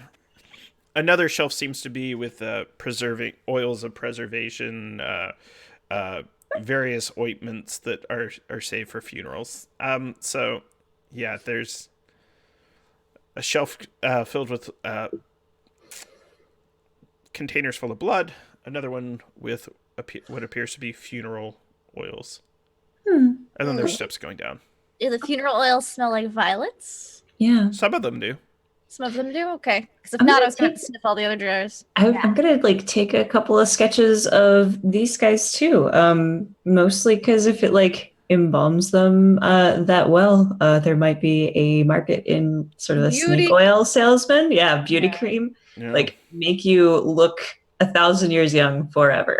You better believe that Gildonius is picking up every single jar and sniffing it and holding it out to Sull and being like, hey man, smell this. I want to smell. Actually, magically, do I smell anything? I'm going to smell with my magic. Smell with your magic. Use your wizard's nose. Almost like a pebble dropping into a pool of water. It feels... You detect that there is magic below. So there are steps on the northern wall that drop, going about another 20 feet deeper into this building. Whoa. So you were in a room, you went down about 20 feet, and now you're in another room. It's a wider room. But it's only about 15 feet deep. There's shelves. It looks as if they're... it doesn't look like there's any preparing of bodies in this room. It's more like this is where they store materials to prepare bodies. And there's steps going deeper. We sniff all the jars of different, like in each category at least. Yes. Okay. It appears that there is a different type of embalming oil based on caste and hierarchy in your position in society.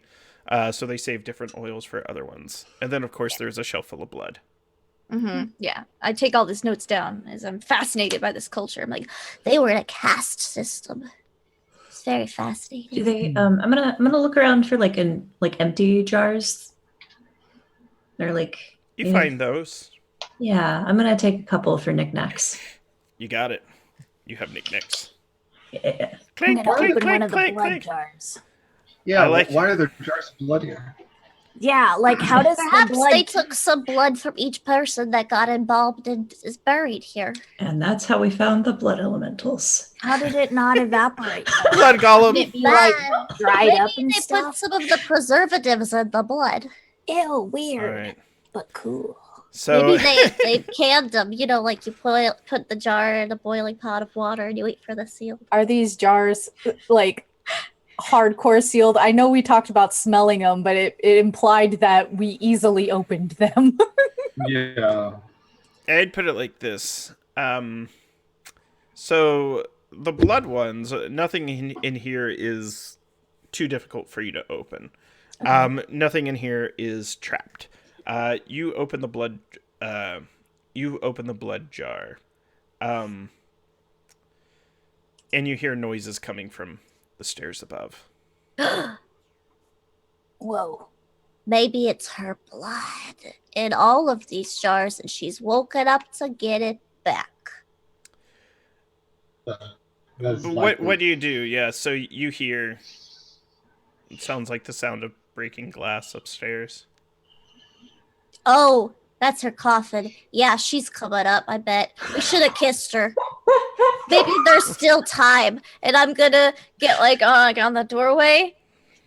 And I'm gonna dip my hands in some of the fluid and just like put it on your turtle mouth snout beak thing. You gotta look pretty for this. I know I you. don't know a lot about the outside world, but I think it's weird to like kiss a dead person. Like, is that something that you'd be okay with? I don't know, man. I don't know if I could be in the room when you do that. Sounds gross. You hear a soft, melodic voice speaking in a language unknown to you. Oh, And that doesn't it- sound dead. I think it's probably fine then. Oh yeah, let's see. I think you could smooch if they're alive. Also, what is that? So you hear a voice, and it speaks down, and it's like, a gente, aqui estás aqui? And it sort of speaks, it's just, a gente, por que estás lá? And this bare feet sort of are visible at the top of the stairs. You can see them from the light of your boomerang, and the individual, no longer garbed in the black veil, is walking down the steps. I vow. She was a queen in life, and she's kind of alive again. It would be good to pay proper respect. She I is hide. baffled by a turtle creature kneeling, and is it going to attack? And she kind of backs up, kind of stumbles, and then sort of shakes her head. Is it bad luck to kill a dead person again? I don't think she's violent. She seems pretty nice to me, even if she's got trade or false scratched into her face. I think if she wanted to attack us, she would have done it by now. Que entram la palacia das hyenas vampiras. And if you are comprehending languages, Josh, she's asking, who has entered the palace of the vampire queens? Let's. That's why there's all these vials of blood here. They're snacks. Oh, is it nighttime now? It is. Yes. Huh. Okay. All right. Got it. She's not aggressive to you at all. No. No. Okay. All right. Oh man, maybe she's not aggressive because she sees Tittle's got blood on her mouth and thinks Tittle's a vampire. Vampire turtles? Gildonius like whispers from behind whatever he's hiding behind. He's just like, Hey, I think it's okay to smooch her. Okay. I will see and it. he goes like this. He's like, smooch her. Smooch. Your passive investigation would reveal that she has not consented to be kissed. However, That's it's not true. off the table. I have a 10, so I was gonna say the So I am turtle's a probably a bit 14. higher. Now I have this feature called Adept Linguist where I can communicate with humanoids who don't speak Over any time. language I know. But I must observe them interacting with one another for at least one day after which I learn to handle important words. So Here's what I'm gonna give you. So here's what you know. so I can because- read the language. I was wondering about that. So You're sort of picking up. There's a lot of commonalities. It's the same. There are what I would call cognates between the languages. Same as I speak Portuguese, so I can understand a lot of Spanish and things like that. Yeah. So it's very similar. So you're catching her drift. It's kind of like that scene in Stargate when they start speaking together. So what do you want to know and what do you I say? I could respond in a language similar enough that she might get it. Como te llama? Says Mud. Parlez-vous abyssal? Infernal Mud. Infernal. You're pretty confident. You're an anthropologist, and you know that a lot of times when you're working with other cultures, you have to humble yourself and try speaking and get corrected in order to learn a more perfect language. So, Okay. So I will, because this is Tittle's whole reason for being here. Like everything else, kind of just a bonus. This is her excuse to go here not alone. She doesn't want to be alone. She gets her this- eyes are fixed on Eloyad, by the way. Oh. Yeah. Mm. Very curious. Maybe she has a smooch preference. Maybe she does, but Tittle will try to respond in a similar or same language. Damn it. Greetings, we are travelers and explorers who have come here seeking knowledge and to learn about the previous or current inhabitants of this place. She explains that the queen is down below. She's not too sure what she's doing here, and she is not a welcome. I'm not a welcome guest. I am a prisoner. Gasp! And she explains that her name is Deva Nazri, and she was a prisoner. She had lost a battle and was taken. Oh, bye. And she asked how you got in here. It was open, We walked through the doorway. but I do not share language. And that's when she seems a little confused, though. She's like, there's a door back up there? She kind of looks. She's like, nods and starts going back up and asks if it's rude that she's leaving. Oh, okay. Bye. Unless you want to hang out with us. Yeah. I mean, Ate próximo. She leaves. your house, like, I don't want to tell you what you can and can't do. Apparently Well, she no. was It is not her house at all. That's why she wants out. She's Yeah. a vampire, though. She gonna hate this place. How this place is now. There's like nowhere to calling- hide. It's like calling handcuffs to your bracelet. Can we keep this off? Is that cool? Or okay, bye. She said the queen's down below. Oh, snap. Is this the queen stuff? She kept Probably. staring at me. Is it because I have her Can I rod have and her made- mask? Insight check to kind of see what vibes she was getting off of It's Aloy. true. What's your passive insight? Ooh, passive insight is 15. She was highly attracted and curious, but also a little sad. Man, I will relay that information. we all get curious sometimes. It's fine. It's very true. When I wake up, I'm a little more curious than other people. My parents say that it's just part of my growth spurt, but it's kind of weird to talk about. Okay. Kobold puberty is hardest puberty. But at least there's no Alabama accent this time. But if there was, it would be accepted. Yeah, you get the vibe. There's a little bit of sadness there as well. Weird.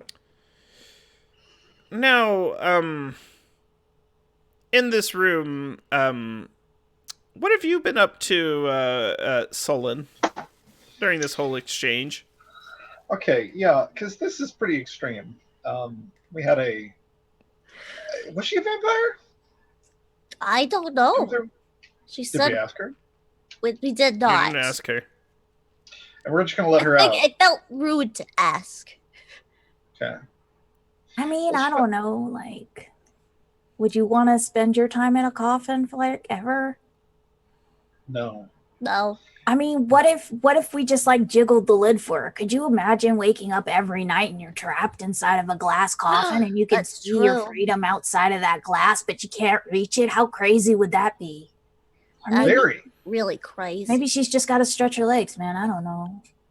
Women Okay. are different. Maybe we should go ask? I kind of would rather like look in these jars some more. Okay, I'm gonna eat this. Is that okay? Yeah, no, I'm not Cool. gonna stop you. I already ate some, so Oh no! Oh, not the blood. Like he's got like a fat perfume, like a It perfume doesn't wax. taste. It smells much better than it tastes. And what does love smell like? I open up that love jar. Ooh. It smells like your favorite memory. You maybe shouldn't have done that. It smells like your favorite memory. It smells. It's filling your mind with so many sensations. Now you Oh, are my. a humble turtle academic, but it's filling you with the feelings you have when you learn and discover a new culture, or you're published in an accredited academic journal, Wow. or when you're thinking of home. However, it doesn't smell like anything that you've ever experienced before in the land between two rivers. Wow. Yeah, I'm taking some of this for later. And Also, there's a also, lot of accredited in the lab between two. it's sort of like an intense dive off a cliff as well. So kind of the feeling when you're going on the first drop of a roller coaster, then you go up on the second drop, and then go down again. So you kind of get that, and you now feel perfectly at ease and peace if you no longer fear death. Meaning, mechanically, your character no longer would fear dying. Whoa. You feel like you know what's on the other side. That part of your brain that adds self-preservation has been removed. That's great. Okay. I like to imagine that Gildonius, like, when he sees her, like, open it up and smell it, and, like, her eyes go all, like, crazy and stuff, he, like, looks over, he's like, whoa, you look like a hot librarian right now. What's going on? This is weird. Are you okay? Gildanites have a type. Yeah, great. Actually, wow. That was something else. Oh, Did that thing with her glasses again. and he'll like on Sullen's like arm and be like, did you see that? No. I think Be cool, man. there's something wrong with you. instead of batting your eyes, Tuttle, do you like flap your membrane back and forth?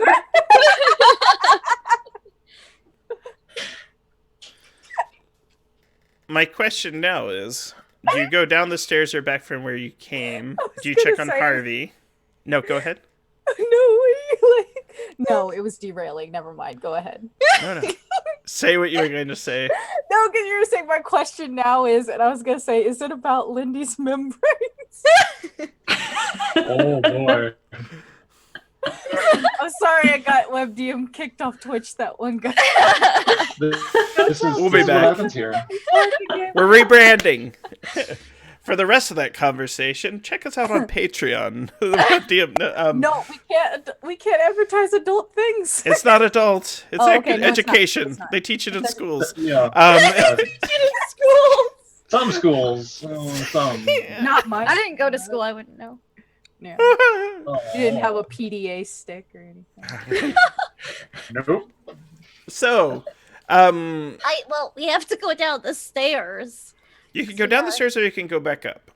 Well, maybe we can just take a peek back up real quick to see how she's doing with this whole door. She's gone thing. right out the door. Well, Yeah. she's gone. Let's go And back. if you Is anyone check, else? she's making her way over to Harvey's camp. Yeah, Harvey is. Oh, This is probably fine.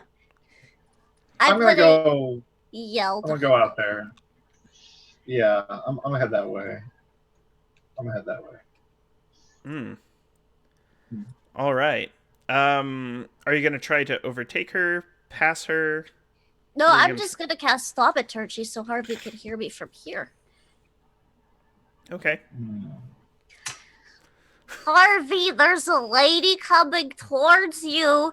She seems kind of nice, and she's kind of got the hot Freloid, and so you shouldn't, aggravate her. But she doesn't. When you get to the part where you say hots, like you can see that little woman stop, turn and look. Oh, like she understands common. Oh, you're calling out in common. I forgot. I was calling out to Harvey. The Harvey. No, I get it. No, How funny would that be? Like, But she still I'm understands the planning on- intention. her I'm planning on intuition. yelling at Yeah. her afterwards with Mm. also Thaumaturgy. Be like, that's our friend Harvey down there. He's nice. You hear her say, "I bet he is," and keeps walking over towards him. No. Adelaide thinks you're nice too, and I'm gonna point. She goes into Harvey's tent. Oh Oh, my. All right. Yeah. She- I'm gonna it's try to okay. rush over there. I'm I'll try to It's okay. I've been turned down in worse cases before. I mean, Harvey's a long distance You're gonna runner. It's kill her, very He's got great endurance. She's very Stamina. impressive, you know? Oh Seems god. weird. She like, seems I like she needs a person with a lot of, Endurance. endurance. Oh god. Yeah. I and feel power. like I know what we're talking about, but I don't know what we're talking about. Like, it feels like the words are all words we So- usually use, but the sentence is in a different order or something. As I have a book to show you later. Solon, as you're coming up to the tent, Harvey comes out and wears tusks where they're now giant fangs. Uh-huh. Oh, she just fucking turned him into an Oh elephant. god. Yeah. Oh god. Laxadanula. Like, imagine they just like rotated instead of Yes. Yes. Like Beetlejuice. It's just like claymation. It's just- Oh my What? Oh, This is probably fine. Harvey, are you okay? it's an interesting development in modern culture. Maybe we should go back down the stairs. He says, he goes, "Yeah, I feel great, but I'm sleeping in there. Okay. This You're is okay? I hear there's coffins. Do you think they'll fit me? no, but we could probably find one that Yeah. does. Let's do that." Let's Yeah, help let's you do find it. a It'll good be awesome. coffin. And if you think about it, like in like a weird commune type of way, where like none of them that are actually buried in there actually kind of consider that place to be their home, then you can think of the whole pyramid as like your coffin. She sort Maybe. of stops and says, "That place doesn't belong to us, and the Queen of Vampires is still in there." And she, David Nasri is, she's not feeling so good about what she just did right now. She's like, she was just like, "I was so hungry. It's been so long," and Yeah. he's. It happens sometimes. There's snacks inside. Do you want some? Oh my gosh, yes. Let's do that. Sounds great. And I'll take her to all the blood jars. Oh, yeah, that's... Oh, you notice Harvey got in before her. He got down, and he's been trunking up all the blood jars. He's already snorted up about half of them. He just pours out. Oh my god. Some of them are a little dustier than others, and he like sits in it a little. He's like, Does he also like have fangs on the inside of his trunk on the very end? Just the end of his trunk. Yes. I'm so mad that you asked that. So Like Harvey, you would only get Yes, half. Sullen. Is the Vampiress? I'm David assuming Osric that's what is she that is. It's a lot of blood in naloxone. She just was like, that's fast. Like a prune. She explains. She says she's. Have you cast comprehend languages, or because she could talk to you about it? No, I haven't. I've still got. I'll translate. I'll be a translator.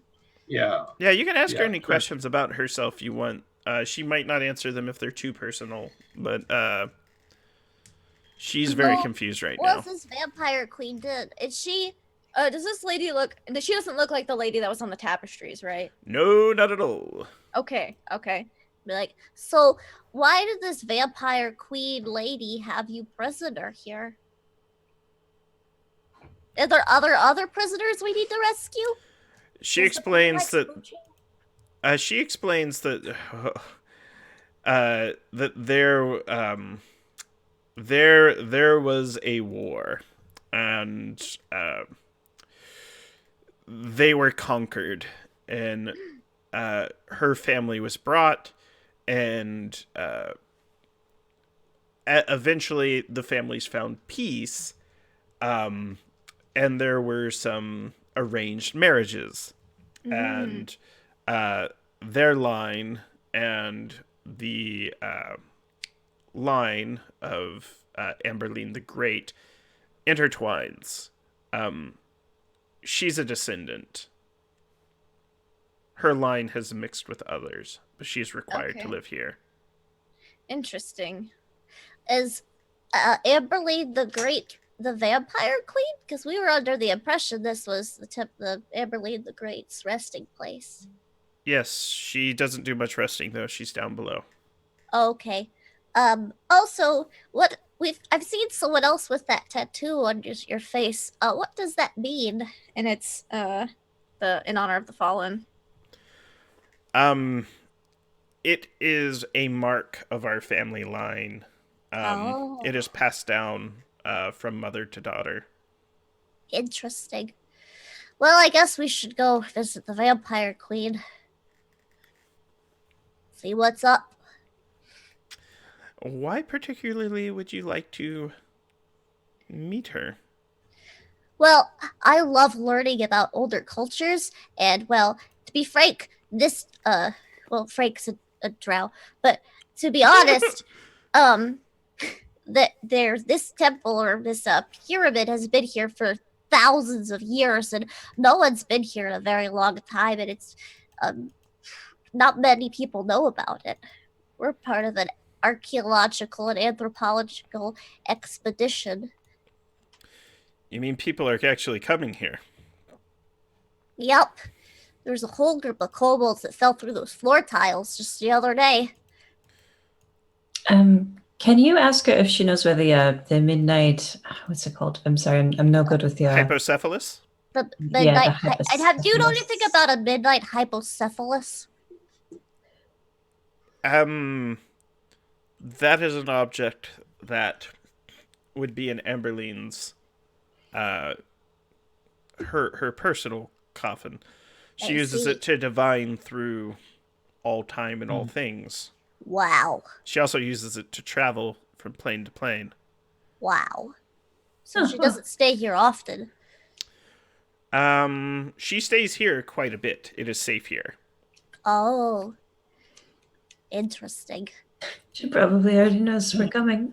Probably. We should just go say hi. Yeah.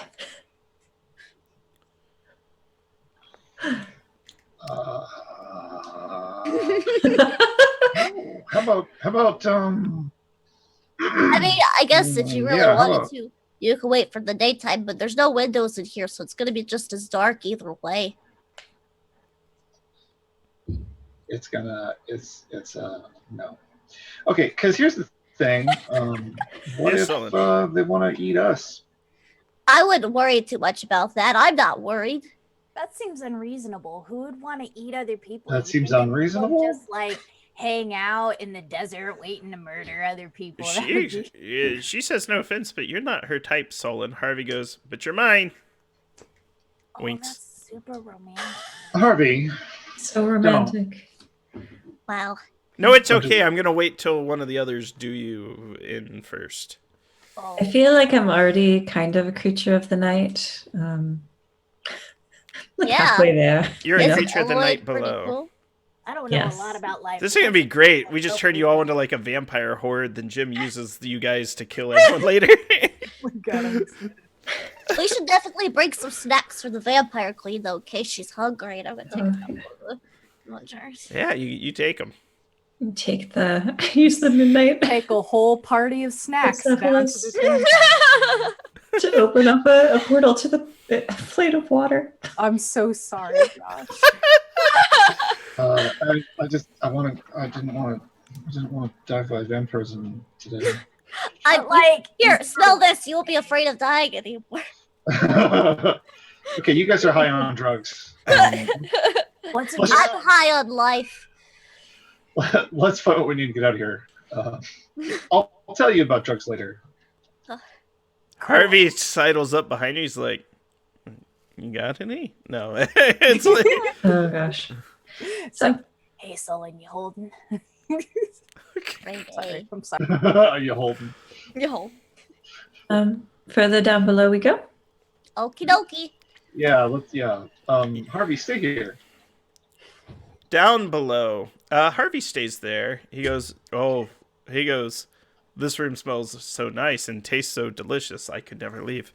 Do you want David Nasri to go with you? Well, do you think if you came with us, the vampire queen would get real mad?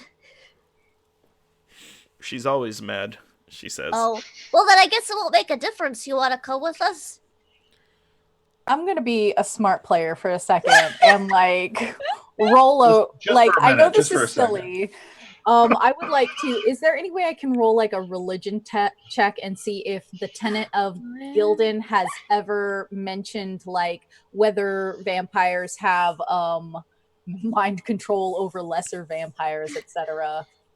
Taking down an ally and walking. The tenants of Gildan only say if you shout loud enough and hold your puppet high, vampires will disintegrate, but not very likely. They're more likely You're to right. eat you because goblins Yeah. are soft. I know one of the tenets of Gildan is that Saint Gildan commands we keep our minds and hearts always open to scrying, lest we miss important proselytizing opportunities. But this seems fine. This seems reasonable. Yeah, I think that's a good idea. She should come with us. I mean, I'm good either way. It's really what Devo, that Miss Nasri wants. She's willing to go down with you. She's more intrigued by your group than anything. Just because, I mean, she hasn't seen anyone for a long time.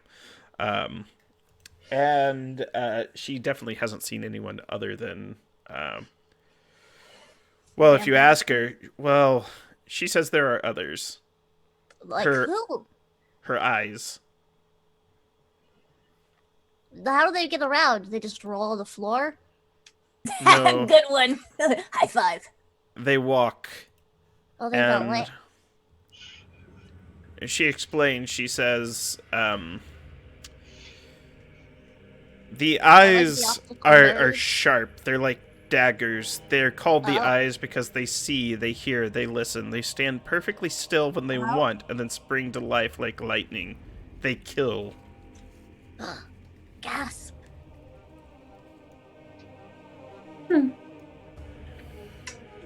Do they kill intruders or everybody or?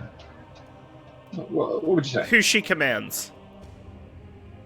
I don't know. I do not know her mind, but I've seen them kill. Okay. They killed just one have- like her once, and points at Eloyad. Oh. Oh, it's everyone's looking at me. Harvey? He's looking at you too. His eyes are like right there. Like you turn, and he's like, "Yes." Do you want us to call you a Loxferatu, or would you prefer Draculafit? Oh, Draculafit. I like Mm, Loxferatu. He goes, both are fine. Calling the cops, man. Yeah. Calling the police. This is. Can't lock my puns up. There she is, officer. Quick. So, She gets away. so does the party descend? Mm-hmm. Sure. Yeah. Sure, nothing can stop us. You've We're got all young, these we're snacks. beautiful.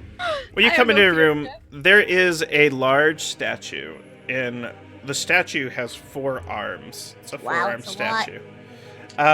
Each has a hand out. There are circular discs on each of the hands. And since Deva Nazri is with you, she knows this trick and gimmick. She sort of walks over to a I pay disc. rapt attention, unblinkingly. There's 4 statues in the corners of the room, and they're smaller statues. One is of an elk-headed hunter.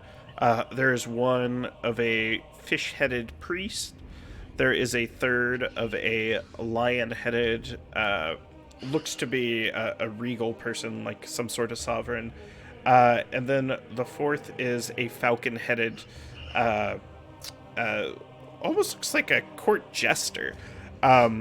She takes those and she brings them back, and she places each disc, and you can see on the forearm there is almost like a tattoo of each animal-like creature, and she sort of puts these discs about, and then the arms sort of move, and then the statue lowers, and there's more stairs going down below.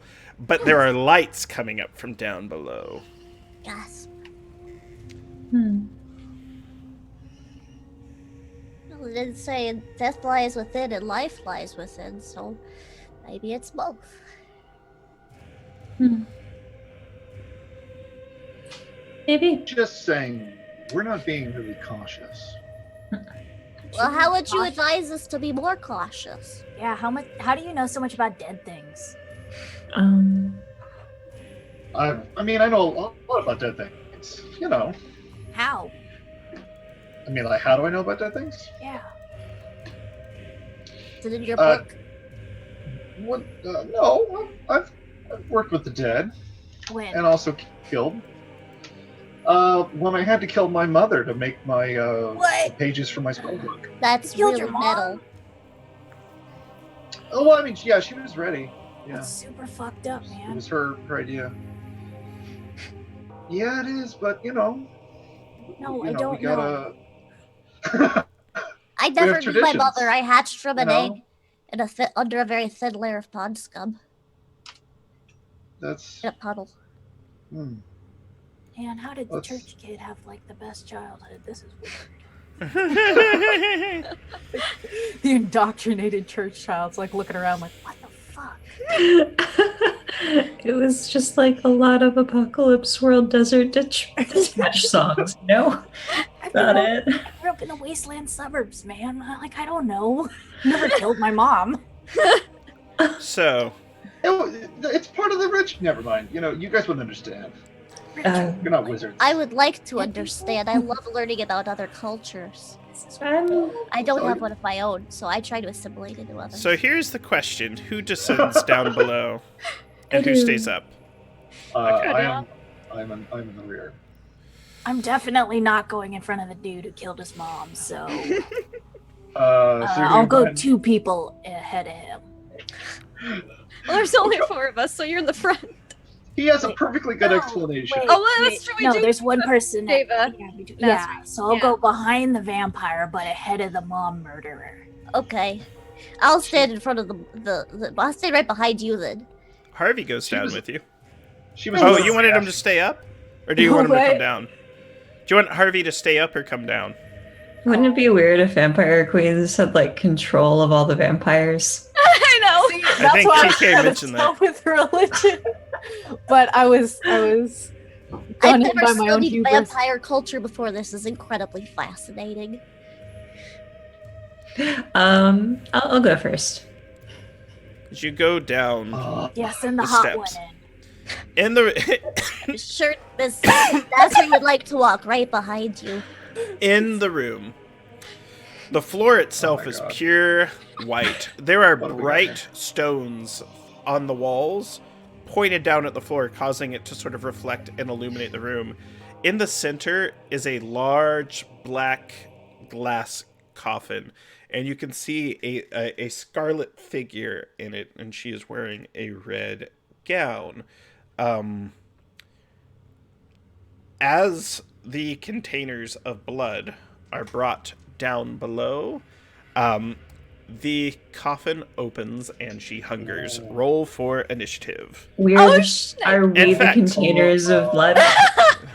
In fact, you don't even need to roll. I'm going to Guys. tell you which way to go. You're going to go. I called We're it. gonna. It's going to be Solon, Gildonius, Eloyad, and then Tittle, and then it's going to be the NPCs. I feel objectified. I'm, at least sort of like a satchel, Maybe a packet. I mean, You can tell that like Grant's Like it. 100% done with our shit. He's like, look, I'll roll initiative for you. No. happening? I just don't want to do a bunch of ping ponging and keep track of it. Vampires So I just read die. clockwise. Like, vampires fall, evereverone dies. Vampires fall, everyone dies. Vampires fall. Blah, blah, blah, blah. Blah. bloody rain, bloody rain. Okay. Oh, I thought I was muted. Sorry. Again, no, I told you so. No, we should have been more cautious. We're just going into it. Solid, come on, man, be cool. Why You can don't always said- retreat. He told you so is a free action. Okay. For my free action, I told you so. For my action, I'm going to. This is a fight, right? She's coming after us. That's why I had you roll initiative. She intends to eat you. I figured. Oh, Okay. oops. I'm gonna drop a fog cloud in between us. Okay. And I am. I'm not mooing, but there's a lot of yum sounds and ooh sounds as I Oh. recite from Yeah. the parchments of Tauros the Moros. All right. So, so everyone knows mechanically, you can no longer target each other with spells because you can no longer see each other. So you need to see a target to target with a spell. Fog Cloud prevents that. But you can attack each other normally because you both would have disadvantage. Unless she happens to be able to have blind sight, things like that, then she can just crack you. With advantage because you can't see her. I hope that's not the case. We'll find out. And with that, Sorry ahead of time, guys. with that, it is TK's turn. So Vex, Baptize, Gildonius the Merciful, you are up. What you doing, TK? Oh my god. I don't know. I'm a 14-year-old second level monk. I don't know what I'm doing. vampire. Yeah, vampire's not exactly something that I want to get This into. isn't. Don't think D&D Beyond stats. Okay, Don't I think D&D totally Beyond. Don't look it up. Don't. It's because there are stats for this, and this adventure is I'm balanced not. for second I level. didn't look up No. the- I want to say that everything here is balanced for second level characters, but I will throw this out there. I've run this adventure 12 times. I've had 18 characters die. Parties of 6. Okay. I just give you the math. Cool. Real cool of you, Grant. Yeah, this is This is my I appreciate that grand face. Yeah. This is fine. This is fine. I think this is gonna work out, guys.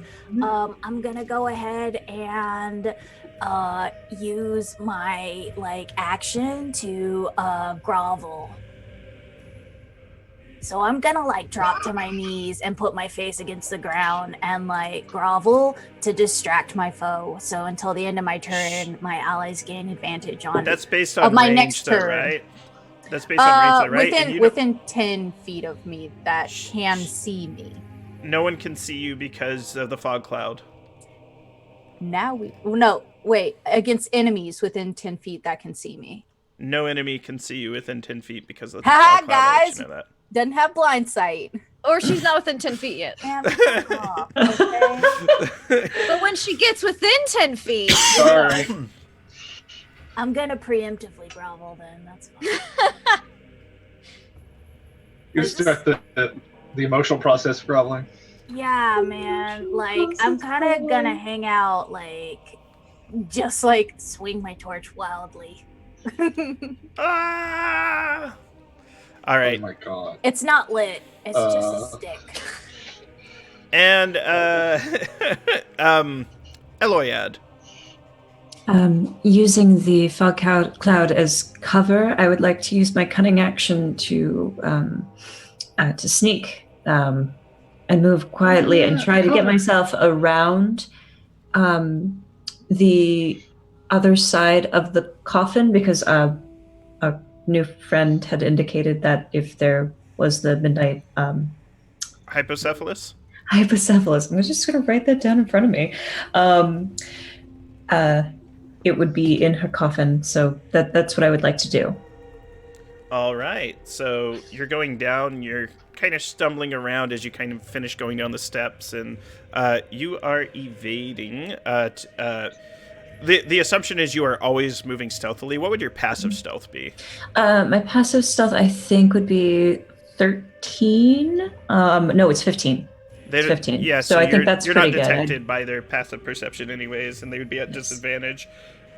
You're going around fine.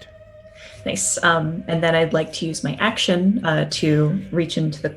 No, I'm not going to do that. She only just woke up. I'm going to wait for a minute.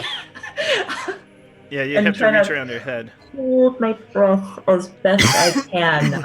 And then next turn. You because could I'm do a smart ready boy, action. You could do a ready action that if she steps away, you reach in and grab it. I'll do that, relying on my hearing to listen for faint sounds of the coffin creaking. All right. And the like. And Tittle. well, I'm just gonna start holding my breath because I don't know where this fog is. I don't know where this fog came from, and it could be poisonous. And I can hold my breath for up to an hour because I'm a turtle.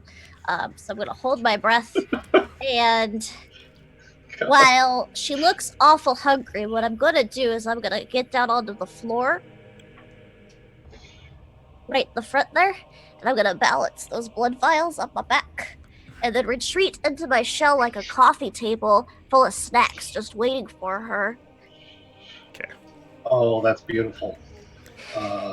That's the cutest thing I've ever heard. Yes, that is the. Yeah. On her turn, you hear loud. It almost sounds like explosions, crumbling rocks coming from all the walls in the room. You can't Whoa. see, and it's all around every wall. And then you hear the. It smells like old medicine, and you hear the rattling of bones Uh-oh. coming out of the walls. And then those of you who are, all of you except Eloyad take 3 points of damage as there's explosions. There must be objects in the room that are exploding. Oh man. And this is the same like magic missile. It's an auto hit. There's no save. There's no nothing. And this isn't a cast magic missile spell. She can see you and target you with it. It's just there's things in the room that explode. Yeah, proximity. Gotcha. Yes. And with that, she is walking out, and she's going to take a swing at the turtle. Now you're inside your shell. What does that I'm mean? inside my shell with the blood vials on top, with like a little napkin. Like I made myself look like a real nice coffee table. And It's beautifully painted. If I'm inside my shell, I get a +4 bonus to AC and advantage on strength and con saving throws. But I'm prone and my speed is 0, and I have disadvantage on deck saves, and I can't take reactions. She got a 23 to hit you. 23 misses. 23 misses, so then she does not 19 hit. 19 plus 5 is 24. Ooh. And that would be her action. So she took a swing and did not hit you. Surprised she didn't go for the If snacks she had- like a buffet table. Well, she wants to kill the turtle, then eat the snacks. I was gonna say, you're. That's rude. That's rude. You pull out Marsie. If you're pulling it out, Eloyad, you retrieve a disc, and on it, looking at it, you see what looks like a map of the stars, and the stars are moving as the stars do. And it is like looking into the infinite itself. And you can see that item perfectly. Now throw it like a frisbee to Josh, and he'll run up away. No. Okay, I got it. Great. But yeah, and I want to add, if she had hit you, it would have been 5d6 plus 6 damage, and you'd have to make a Constitution save. Yes. Sorry. Now, Yeah. Marcie, altered what's your for the armor counter. class? Uh-huh. What's your armor class? My armor class, give me a second. 17 with disadvantage to hit you. Oh, that sucks. That definitely hits, and I don't have anything great for that. So yeah. You take 5 points of slashing damage as a scimitar-armed skeleton has cut into you. Ouch. Dick. No, Harry. Harry. Oh, man. But not Tom. Okay, I'm done. All right, it is back to Solon's turn. Yeah, I mean, getting out of here would be real nice. Okay. There was that glass jar thing, the cat thing. But I'm also kind of suspicious now of my notes. Looking through my notes. Dagra. Okay. Probably just wants to overthrow the vampire queen and rule in the stead because she's of the bloodline. So. Yeah, I mean that's none of my business, and I was contracted. Yeah, using the fog as cover. Unless I'm adjacent to an enemy, I'm going to try to take the dash action. You will not know if you are ever adjacent to an enemy because you cannot see them. Fog cloud. Yeah. Won't I see them like as I come upon them? Perhaps. It'll be difficult to tell friend and foe from each other. But with that said, just describe kind of your goal for your action, and I'll let you know what will happen. Well, okay, I'm going to take the dash action and trying to rush through. Yeah, I am going blindly, but yes, if I need you can to, do that. If I need to, I'm going to push somebody out of the way with an attack. You if trip they- over a coffee if I come up. table. You should hit the lady on the other side of it. You are, if you're running straight way down, you are right up next to Amberline the Great. No, I would be going left. Okay. The adventurers go left. Didn't mention it, but left. Eventually, you will dash into 2 skeletons. What do you do? Well, I am going to just real quick. As a bonus action, I'm going to make a horn attack against one of them. And they got I'm just 20. trying Yeah, they got 20 and 21 to attack you. So go ahead and make your horn attack. Oh, were they delaying actions or something? No, it's their reactions if you run past them, which would happen. Okay. Well, then I don't run your- past them. I run to them and then do my bonus action attack. Well, you don't know if you can or can't. Do your bonus action attack first. Yeah, I know, it's hard. This doesn't make any sense, but okay. 12. It's because you can't see anything. You don't know if you're going to cast. If you can't see someone, you don't get to decide. It's hard. So. What did you get to hit? I got a 12. A 12 hits. Roll damage. Okay. All right. 3. 3's enough to explode that one. Okay. The other one hit you for 2 points of slashing damage. Okay. Do you have any other actions that you take on your turn, or any other things? That's it. I'm just running. All right. And we go to baptize Gildonius the Merciful, old Vex. We'll see if you convert back to a different faith at the end of this. I'm having a real tough time today. This isn't where I thought I'd die, but you know, St. Gildan teaches us to embrace all new strange possibilities, preferably not death, but if it happens, man. Just a little closer to the great oasis. That said. Oh, Jesus. I have no way of knowing who is close to me. Sullen was too far behind me for me to know. Do you have any other keen senses or anything? Yeah, I don't think so. Not Okay. at level 2. Okay. So since I'm like crouching and like waving my torch wildly and there's like a fog cloud and I can hear people slashing and stuff, I'm kind of gonna like back up in like hopefully where I remember the doorway was. The Vampire Queen is very close to you, because you would have heard them trying to get into that turtle shell, and you would have heard the rattling of the glass near you. Okay. Because Can I point out that actually I failed my concentration check, and the fog cloud has now disappeared? Ooh, Oh, good. yes. It drops. Well, this is crazy. You see everything. So Lord. There's a charming little coffee table. Everyone turns back and they see the drow reaching in and pulling out this. Oh, head straight. Hey, I got it. There's a little note that says me on the blood potion.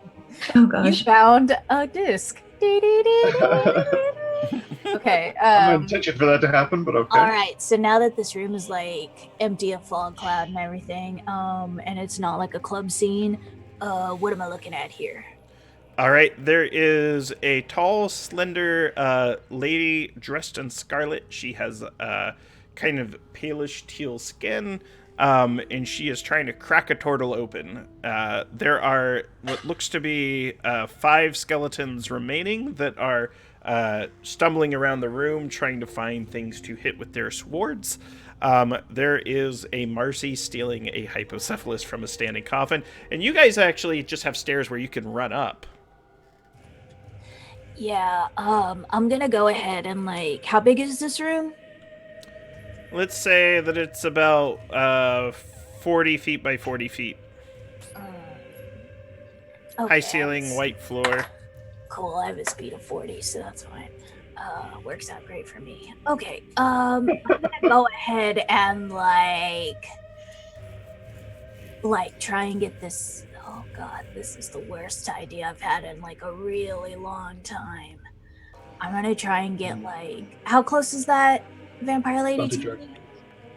She's probably about 15 feet. Like 15? Ish. Okay, so she'd have to move to like swipe me and shit. Oh, that's terrible. With her fist, yes. I'm gonna get like the skeletons that are attacking Sullen to like notice me.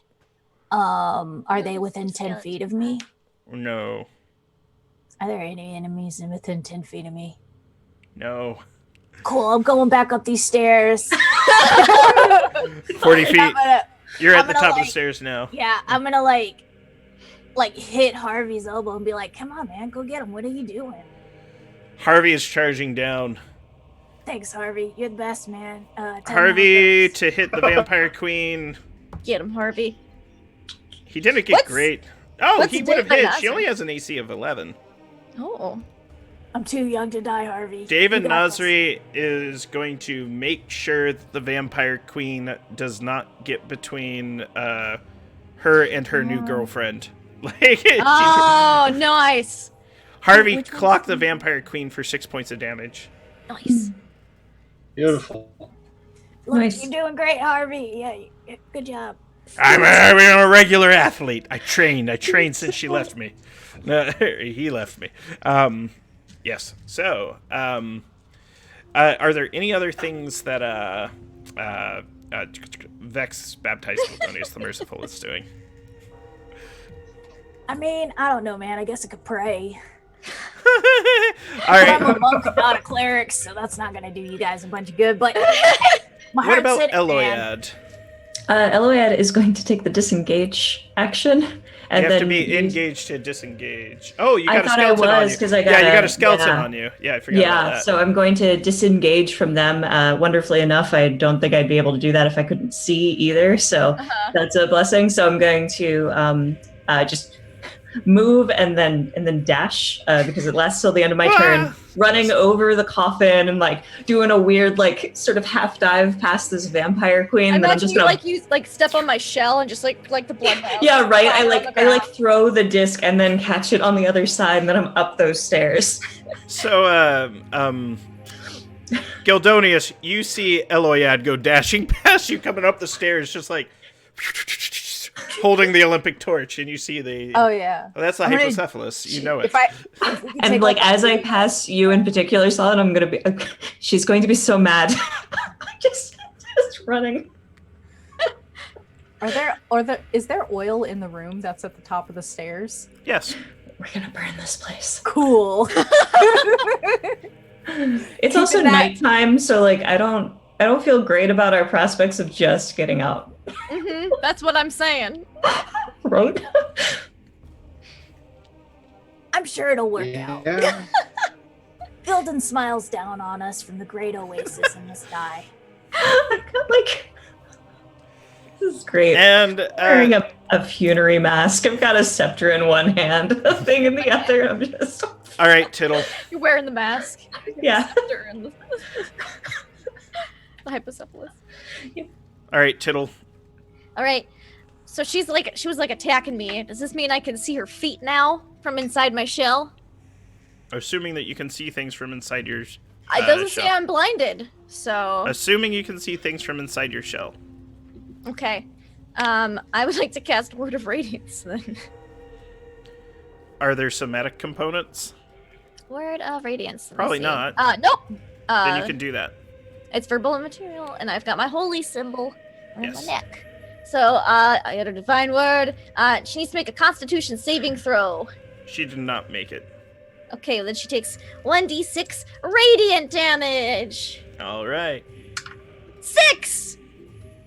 This is good. She is now down to 46 hit points. Oh, great. Level 2 characters. Yes. Yeah, this is a mess. This is balance for level 2 characters. I'm having a great time, guys. And then I'll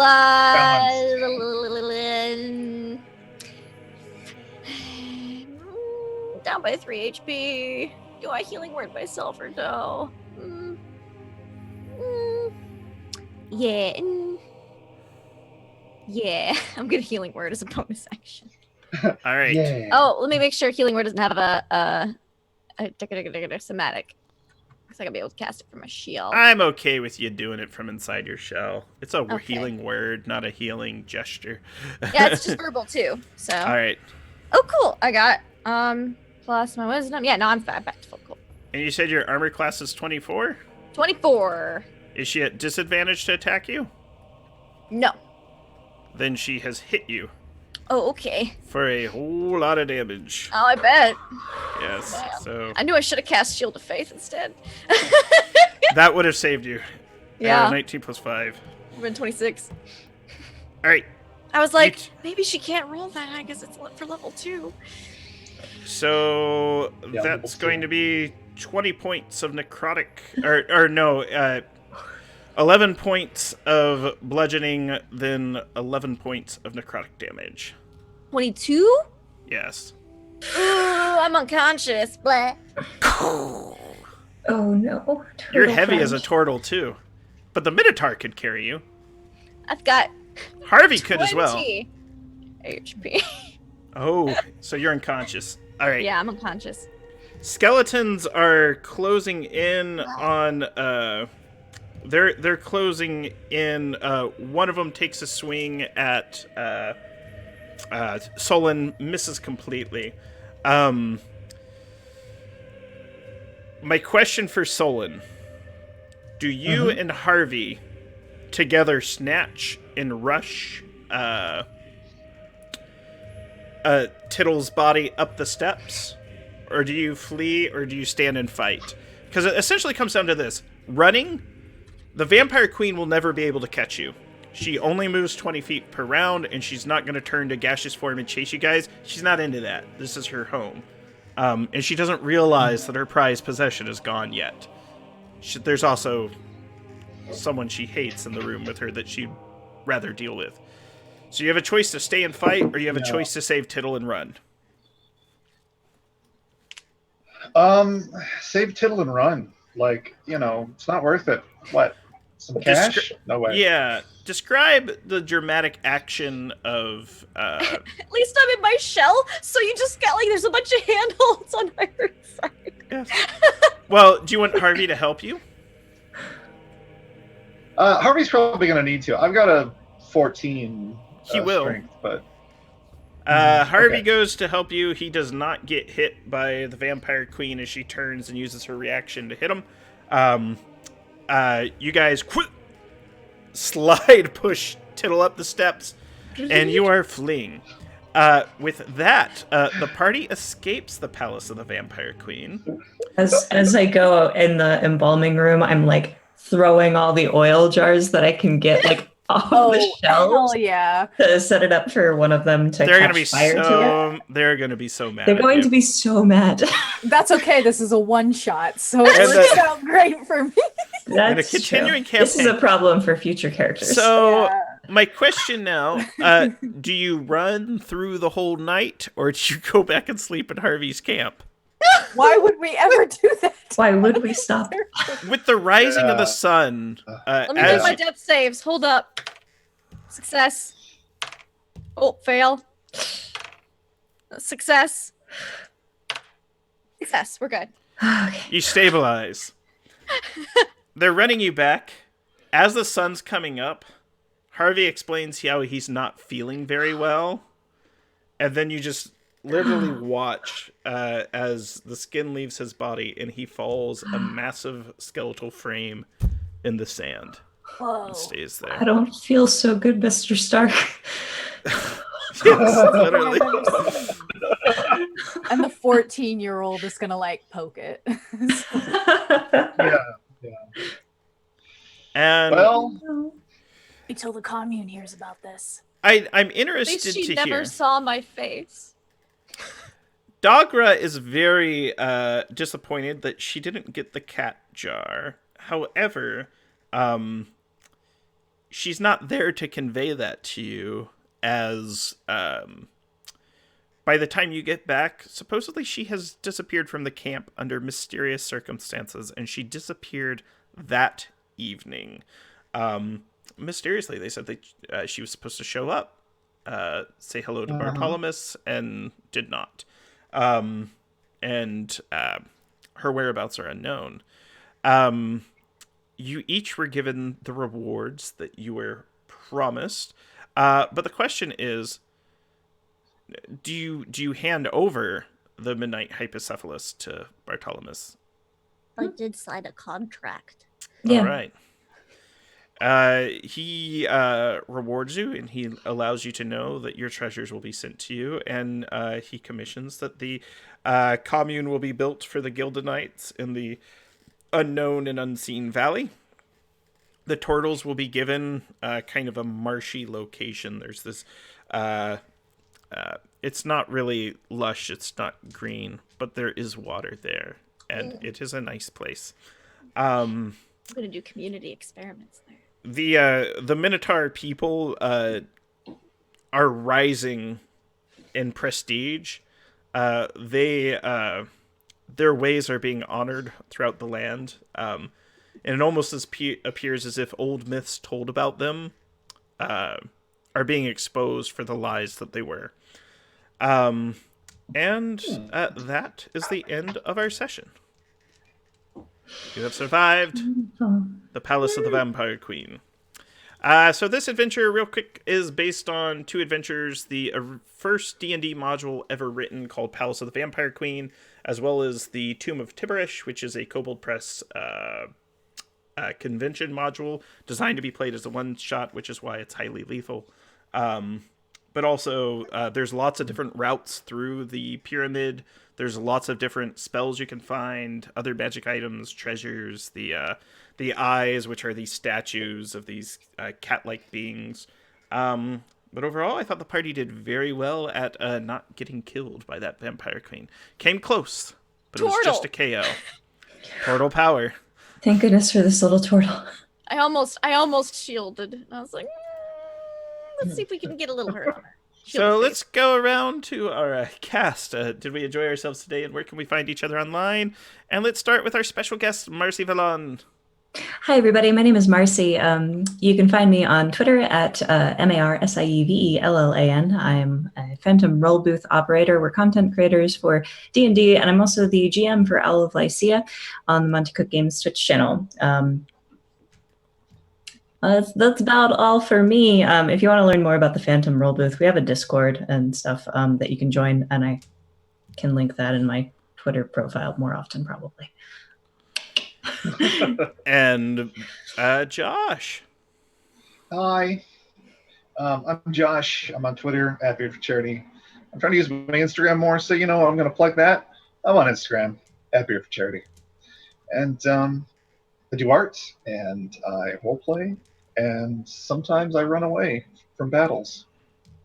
Yeah, and I want to apologize if that their free swing at you felt a little cheap. It's just one of those things. There's a lot of them down there, and inevitably one of them would have gone. Yeah. Yeah, and it's theater of the mind, so you kind of have to. Yeah, it's hard because we don't have all the minis out.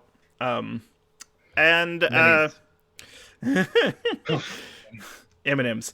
And Laugh Love Lindy. Lindy, hello.